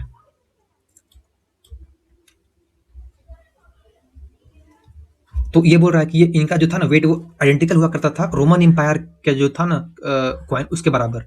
मतलब सोचो, अब यहाँ पे क्या शो करता है ना कि कितना प्रॉस्पर था उस समय कुशानास का रूल, क्योंकि रोमन एम्पायर का जो था ना गोल्ड कॉइन वो काफी हैवी हुआ करता था। रोमन एम्पायर अपने आप में बहुत ज्यादा प्रॉस्पर किंगडम था, और उसके बराबर का गोल्ड कॉइन इशू करना उनके बराबर के वेट में, ये शो करता है कि आप कितने ज्यादा जो है वो प्रॉस्पर है उस टाइम पे, कितना ज्यादा आप अमीर थे उस टाइम पे, ठीक है ना। तो रोमन एम्पायर और पार्थियन जो रूलर थे ईरान के, उसके बराबर का सोचो कॉइन जो है वेट में इशू किया जाता था कुशानास के द्वारा। फिर कहता है कि this indicates that the enormous value of transactions that were taking place, मतलब बहुत ज़्यादा क्वांटिटी में जो है रोमन एम्पायर से, पार्थियन वगैरह रूलर से, ईरान वगैरह से हमारे पास गुड्स जो है वो ट्रांसपोर्ट किया जा रहा था, वहाँ पे हमारा गुड्स, वहाँ से हम लोग गोल्ड लिया करते थे। फिर बात करता है कि साउथ इंडिया में भी था, जहाँ पर हमें ऐसे होर्ड्स मिले हैं गोल्ड कॉइन वगैरह के। Like Roman empire also have connection with the south India with trade mainly for the spices. तो हमें साउथ इंडिया में भी जो है वो रोमन कॉइन्स देखने को मिले हैं। तो ये शो करता है कि साउथ इंडिया में भी जो है वो रोमन का जो है वो ट्रेड हुआ करता था रोमन से इंडिया का। फिर बात कर रहा है coins were also issued by the tribal republics, कुछ ट्राइबल रिपब्लिक थे उनसे भी, वो भी अपने कॉइन इशू किया करते थे। उसका एग्जाम्पल दिया गया है योधेयास ऑफ पंजाब एंड हरियाणा, जो योधेयास थे पंजाब हरियाणा के, वो भी जो है जो ट्राइबल रिपब्लिक्स थे वो गोल्ड, मतलब वो कॉइन इशू किया करते थे। अब गोल्ड करते कि नहीं वो नहीं पता, पर ये करते थे कॉपर कॉइन, हाँ सॉरी गोल्ड नहीं, कॉपर करते थे इशू अपने टाइम पे, क्योंकि ये सोचो ट्राइबल हैं तो क्या इशू करेंगे, गोल्ड कहाँ से ला पाएंगे अपने पास, तो ये कॉपर का कॉइन इशू किया करते थे। Most spectacular gold coin were issued by Gupta ruler. सोचो बहुत ज्यादा स्पेक्टेकुलर जो है वो गोल्ड कॉइन इशू की तरह किया गया था गुप्ता के द्वारा, मतलब बहुत ज्यादा प्योर गोल्ड कॉइन, जो जिसमें कि मतलब ज्यादा परसेंटेज ऑफ गोल्ड हुआ करता था। फिर बोला जा रहा है इसमें कि from about 6th century C onward finds of gold coin taper off, मतलब 6th century सी के बाद से जो है वो गोल्ड कॉइन का जो प्यूरिटी है वो कम होता चला गया, डिक्रीज करता चला गया प्यूरिटी। क्यों भाई, इसके पीछे बहुत सारे रीजन हैं जो दिए गए हैं अपने अलग अलग मतलब हिस्टोरियन के द्वारा। पहला रीजन है कि with the collapse of western Roman empire long distance trade decline. भाई रोमन इंपायर कोलैप्स अगर होगा तो ऑब्वियस सी बात है ट्रेड डिक्लाइन होगा, ट्रेड डिक्लाइन हुआ तो मतलब क्या हुआ, हमारे पास गोल्ड आना कम हो गए। सेकंड रीजन क्या दिया गया है, new towns and networks of trade started emerge era emerging around this time. अब न्यू टाउन आना शुरू हो गए, ठीक है, और न्यू नेटवर्क ऑफ ट्रेड आना शुरू हो गया। तो क्या हुआ ना कि अब जो इतना सारा जो गोल्ड कॉइन्स था, वो अब धीरे-धीरे कम होता चला गया। अब अलग-अलग जगह पे बढ़ता चला गया गोल्ड कॉइन या फिर गोल्ड वगैरह। तो इसलिए थोड़ा-सा कम हो गया एक जगह पे। होर्ड्स नहीं मिल रहे हैं हमें हर जगह पे। हमें मिल रहे थे, गिना-चुना मिल रहे थे कॉइन्स वगैरह, क्योंकि बहुत सारे सिटीज़ हो गए हैं, तो जो चीज़ें हैं वो डिस्ट्रीब्यूट होते चली गई बहुत सारी सिटीज़ में, इसलिए। और इसमें क्या रीज़न है? Coins continue to be mentioned in inscription and text, लेकिन इसके बावजूद भी जो है वो कॉइन मेंशन किया जा रहा था इंस्क्रिप्शन में और टेक्स्ट में 6th सेंचुरी के बाद भी। मतलब ये कहा जा रहा है कि because coins were in circulation rather than being hoarded. मतलब देखो, मैंने वही बताया पहले आपको कि ऐसा नहीं था कि एकदम खत्म हो गया, गोल्ड कॉइन आ ही नहीं रहा था। मतलब ये था कि गोल्ड कॉइन तो आ रहा था, पर अब होर्ड में नहीं था। मतलब एक जगह बहुत सारा गोल्ड कॉइन आपको नहीं मिलेगा। मान लो कि पहले था कि कुशाना कैपिटल मान लो कि मथुरा था, तो मथुरा में बहुत ज़्यादा आपको गोल्ड कॉइन मिल गया। तक्षशिला में बहुत ज़्यादा गोल्ड कॉइन मिल गया। लेकिन अब क्या हुआ ना कि नए-नए टाउन इमर्ज हुए, तो अब जो है ना वो सर्कुलेट होना शुरू हो गया गोल्ड कॉइन, यहाँ जहाँ जहाँ था। तो अब जो है होर्ड्स में अवेलेबल नहीं थे गोल्ड कॉइन, ये बोला जा रहा है यहाँ पे। अब यहाँ पे आप इमेज में देख सकते हो, ये आपका कॉपर का कॉइन है, जो योधया कॉइन है। किसका? Tribal community of Haryana and Punjab Ayodhya, उसका कॉइन है ये।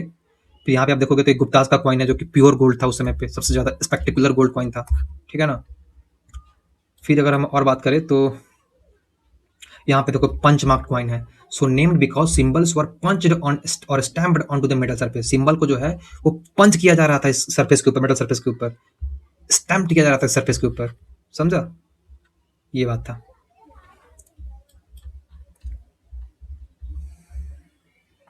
अब हमारा जो टॉपिक है वो है back to basics, how are inscriptions deciphered. तो ये इंपॉर्टेंट टॉपिक नहीं है एग्जाम के पर्सपेक्टिव से, कैसे डेसिफर किया गया, क्या करोगे जानकर सब चीज़ों को।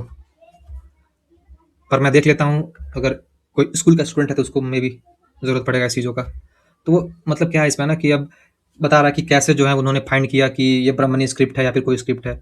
तो इन्होंने क्या किया कि देखा कि जो मेनली मॉडर्न लैंग्वेज हैं उनसे कैसे रिलेटेड है ये स्क्रिप्ट, लाइक ब्राह्मणी स्क्रिप्ट जो है वो। फिर इन्होंने क्या किया कि देखा कि कितने जगह पे जो है वो यूज़ किए गए हैं अशोकन इंस्क्रिप्शन में।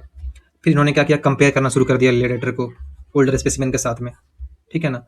अब कंपेयर करने पे तो आपको कुछ पता चल ही जाएगा कि हाँ ये चीज़ इसका मतलब ये होता है। यहाँ पे एग्जाम्पल दिया गया, देखो यहाँ पे कंपेयर करने पर पता चला कि क ऐसा लिखा जा रहा था पहले में, च ऐसे था, ड ऐसे था, द ऐसे था, म ऐसे था, र ऐसे था। तो ये कंपेयर के थ्रू पता किया गया ब्राह्मणी स्क्रिप्ट कैसे डेसिफर उसके बारे में बताया गया है। The Brahmi script mainly decipher through comparing with the older specimen. Simple सी बात है। So earliest inscription were in fact in Sanskrit, ठीक है ना। यहाँ पे क्या बोला गया कि scholars who studied early inscription sometimes assume this were in Sanskrit. मैंने पहले बताया था आपको कि जो अर्लीस्ट इंस्क्रिप्शन है वो संस्कृत में नहीं, किसमें था? प्रकृत में था। ऐसे लोग सोचते हैं कि संस्कृत में था, पर वो प्रकृत में था, ठीक है ना। उसको कौन किया था डेसिफर? मैंने किया था, जेम्स प्रिंसेप ही किए थे इसको डेसिफर। अशोकन का जो था ब्राह्मणी स्क्रिप्ट, उसको प्रकृत लैंग्वेज में 1838 में। डेट भी इंपॉर्टेंट है यहाँ पे ये वाला। फिर भी बताया कैसे किया गया डेसिफर खरोस्ती स्क्रिप्ट को, तो उसको देख लो आप। तो इन्होंने क्या किया कि coins contain the names of king written in Greek and Kharosthi script. Mainly coin था सोर्सेस खरोस्ती स्क्रिप्ट का। तो उन्होंने क्या किया कि कंपेयर किया लेटर्स को और सिंबल्स को। तो मेनली वही कंपेरिजन वगैरह के थ्रू इन्होंने जो है वो फाइंड किया। लाइक यहाँ पे बताया गया कि a could be found in both script for writing names such as Apollodotus. उसका कंपेरिजन किया कि भाई ए कैसा था उस समय पे, अभी कैसा था, और थोड़ा सा निकाल लिया और क्या कि क्या था वो क्या नहीं था। तो कुछ खास नहीं, बस यही सब मेनली है कि कंपेरिजन वगैरह करके जो है उन्होंने फाइंड कर लिया जेम्स प्रिंसेप ने खरोस्ती स्क्रिप्ट को भी। अब टॉपिक है next, historical evidence from inscription. हमें क्या हिस्टोरिकल एविडेंस मिले इंस्क्रिप्शन से, कैसे हमें पता चला कि भाई ये हिस्टोरिकल एविडेंस जो है वो इंपॉर्टेंट है हमारे लिए इस इंस्क्रिप्शन से। तो यहाँ बताया गया है कि हिस्टोरियन ने क्या किया कि अशोकन इंस्क्रिप्शन को साथ में कंपेयर किया, जितने इंस्क्रिप्शन थे उनको साथ में मतलब मोर क्लोजली उनको लुक देखा और उनको कंपेयर किया। लाइक तो उनमें उन्होंने क्या पाया कि लाइक एक टर्म है Devanampiya, often it is called beloved of the god. फिर पियादसी कहीं पे मेंशन था, like pleasant to behold. So after examining all this inscriptions and finding that they match in terms of content, style, language and paleography. तो इन्होंने क्या देखा कि content match कर रहा है, स्टाइल मैच कर रहा है, राइटिंग स्टाइल मैच कर रहा है, लैंग्वेज मैच कर रहा है एंड पैलियोग्राफी मैच कर रहा है। तो सिंपल सी मतलब है कि जो नाम मेंशन किया गया देव नाम प्रिय प्रियदर्शी, दोनों एक ही किंग के बारे में बात किया गया है। ऐसे उन्होंने कंक्लूड किया कि ये बात किया गया है एक ही रूलर के बारे में, सेम रूलर के बारे में। फिर है Ashoka claims that earlier rulers had no arrangement to receive reports. Ashoka ऐसा बोला है अपने मतलब टेक्स्ट में कि जो अर्लियर रूलर थे उनके पास ऐसा कोई था नहीं, मतलब ऐसा इंस्टीट्यूशन के थ्रू वो जो है वो मतलब रिसीव कर सके रिपोर्ट वगैरह, इसको तुम ऐसा समझ लो। लाइक यहाँ पे किंग देवनामप्रिया प्रियदसी, उन्होंने क्या बोला है कि pativedakas should report to me about the affairs of people at all times anywhere whether I am eating and doing any other thing. कुछ भी कर रहे हो तुम, जब भी आओ मेरे को तुरंत रिपोर्ट करो। कौन? पति वेदिका कौन थे? रिपोर्टर्स थे, ठीक है ना। तो ये बोलते हैं कि ऐसा अरेंजमेंट था ही नहीं पहले के किसी भी रूलर के पास कि उनको चीजें जो है वो रिसीव कराया जा सके, रिपोर्ट वगैरह मेनली। फिर यहाँ बोला गया है कि मे भी हो सकता है कि ये अपने मन से बोल रहे होंगे या फिर ऐसा होता होगा पहले लेकिन इनको पता नहीं होगा। तो इसमें कंफ्यूज थे हिस्टोरियन अभी तक कि ऐसा था या नहीं था। फिर यहाँ बोला गया कि did you notice that there are words within brackets, it ensure that the intended meaning of the author is not changed. फिर बोला गया कि अगर आपको दिखाइए कि कहीं पे भी जो वर्ड है वो ब्रैकेट में लिखा गया है तो इसका मतलब ये होता है कि ये इसीलिए किया गया है ताकि इसका मीनिंग को लोग कुछ और ना समझ लें, जो चाहता है राइटर या ऑथर कहना उसी को समझा जाए। तो ये मेनली बात किया गया राइटिंग स्टाइल वगैरह के बारे में, ठीक है। यहाँ पे देखो एक क्वाइन है जो कि इंडो ग्रीक किंग के द्वारा, मिएंडर के द्वारा इशू किया गया था, उसका फोटो भी यहाँ पे है मेरे ख्याल से, ठीक है ना। मिएंडर इंपॉर्टेंट इंडो ग्रीक किंग था, इसको हम पढ़ेंगे बुद्धिस्ट टेक्स्ट वगैरह में इसके बारे में। पति वेदिका एक रिपोर्टर हुआ करते थे, ये इंपॉर्टेंट है। फिर यहाँ मेंशन किया गया है एंग्विश ऑफ द किंग, मतलब कलिंग के बारे में मेंशन किया है। कलिंग जो था वो उसको कंक्योर किया था कब? अशोका ने 261 बीसी में मेरे ख्याल से शायद।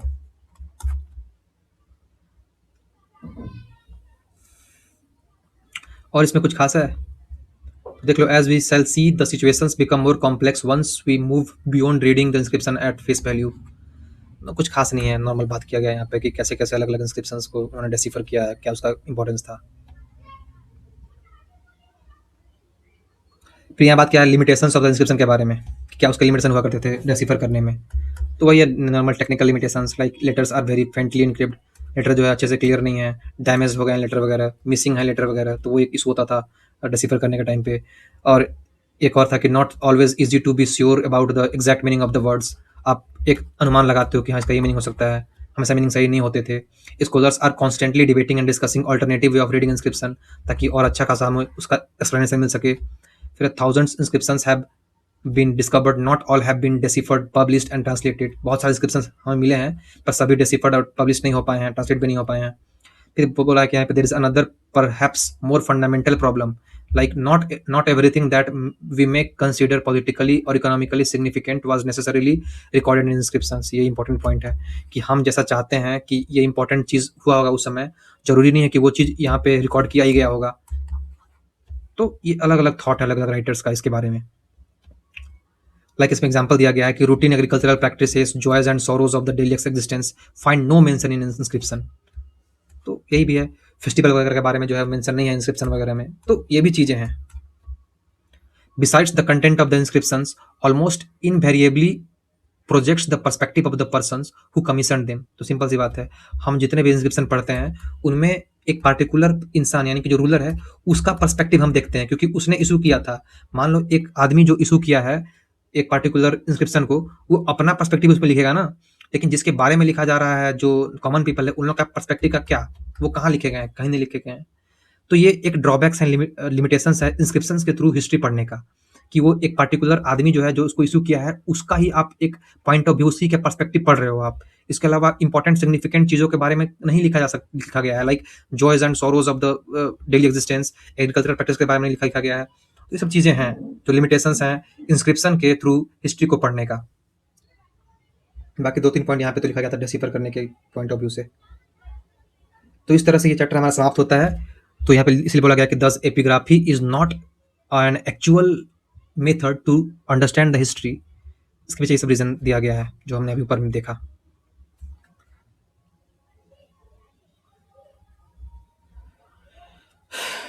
बाकी यहाँ पे एक एग्जांपल दिया गया है copper plate inscriptions from the Karnataka का, देख लो अच्छे से। इस तरह का थोड़ा इंस्क्रिप्शंस होता है। कॉपर प्लेट यानी मेरे ख्याल से लैंड ग्रांट की दिया गया होगा किसी को, उसी के बारे में है ये, जो लोग अपने पास रखे होंगे ब्रह्मनाज वगैरह। तो इस तरह से ये चैप्टर समाप्त होता है। अगर यहाँ पे कुछ टाइमलाइन दिया गया है जो इंपॉर्टेंट होता है, उसको आप एक बार देख लेना अपने से और याद कर लेना। टाइम के बारे में पूछ लेता है कभी-कभी। लाइक यहाँ पे देखोगे आप तो चंद्रगुप्त कब बना था, मौर्यन एम्पायर का किंग 321 बीसी में, ठीक है? फिर like end of the Mauryan empire कब हुआ था? 185 में। यहाँ 261 बीसी में जो है वो क्या हुआ था? कलिंग का वार हुआ था, वो पूछ लेता है कभी-कभी। इंडो ग्रीक कब आए हुए थे? साकास का रूल कब तक था? कनिष्क कब आया था? तो चीज़ें हैं जो आप याद कर सकते हो टाइमलाइन के पर्सपेक्टिव से। तो इस तरह से ना हमारा चैप्टर समाप्त होता है ये। और अगर आपको चाहिए पीडीएफ इस चैप्टर का, तो मैं डिस्क्रिप्शन में डाल दूंगा, आप जाकर वहाँ से डाउनलोड कर लेना। Thank you very much.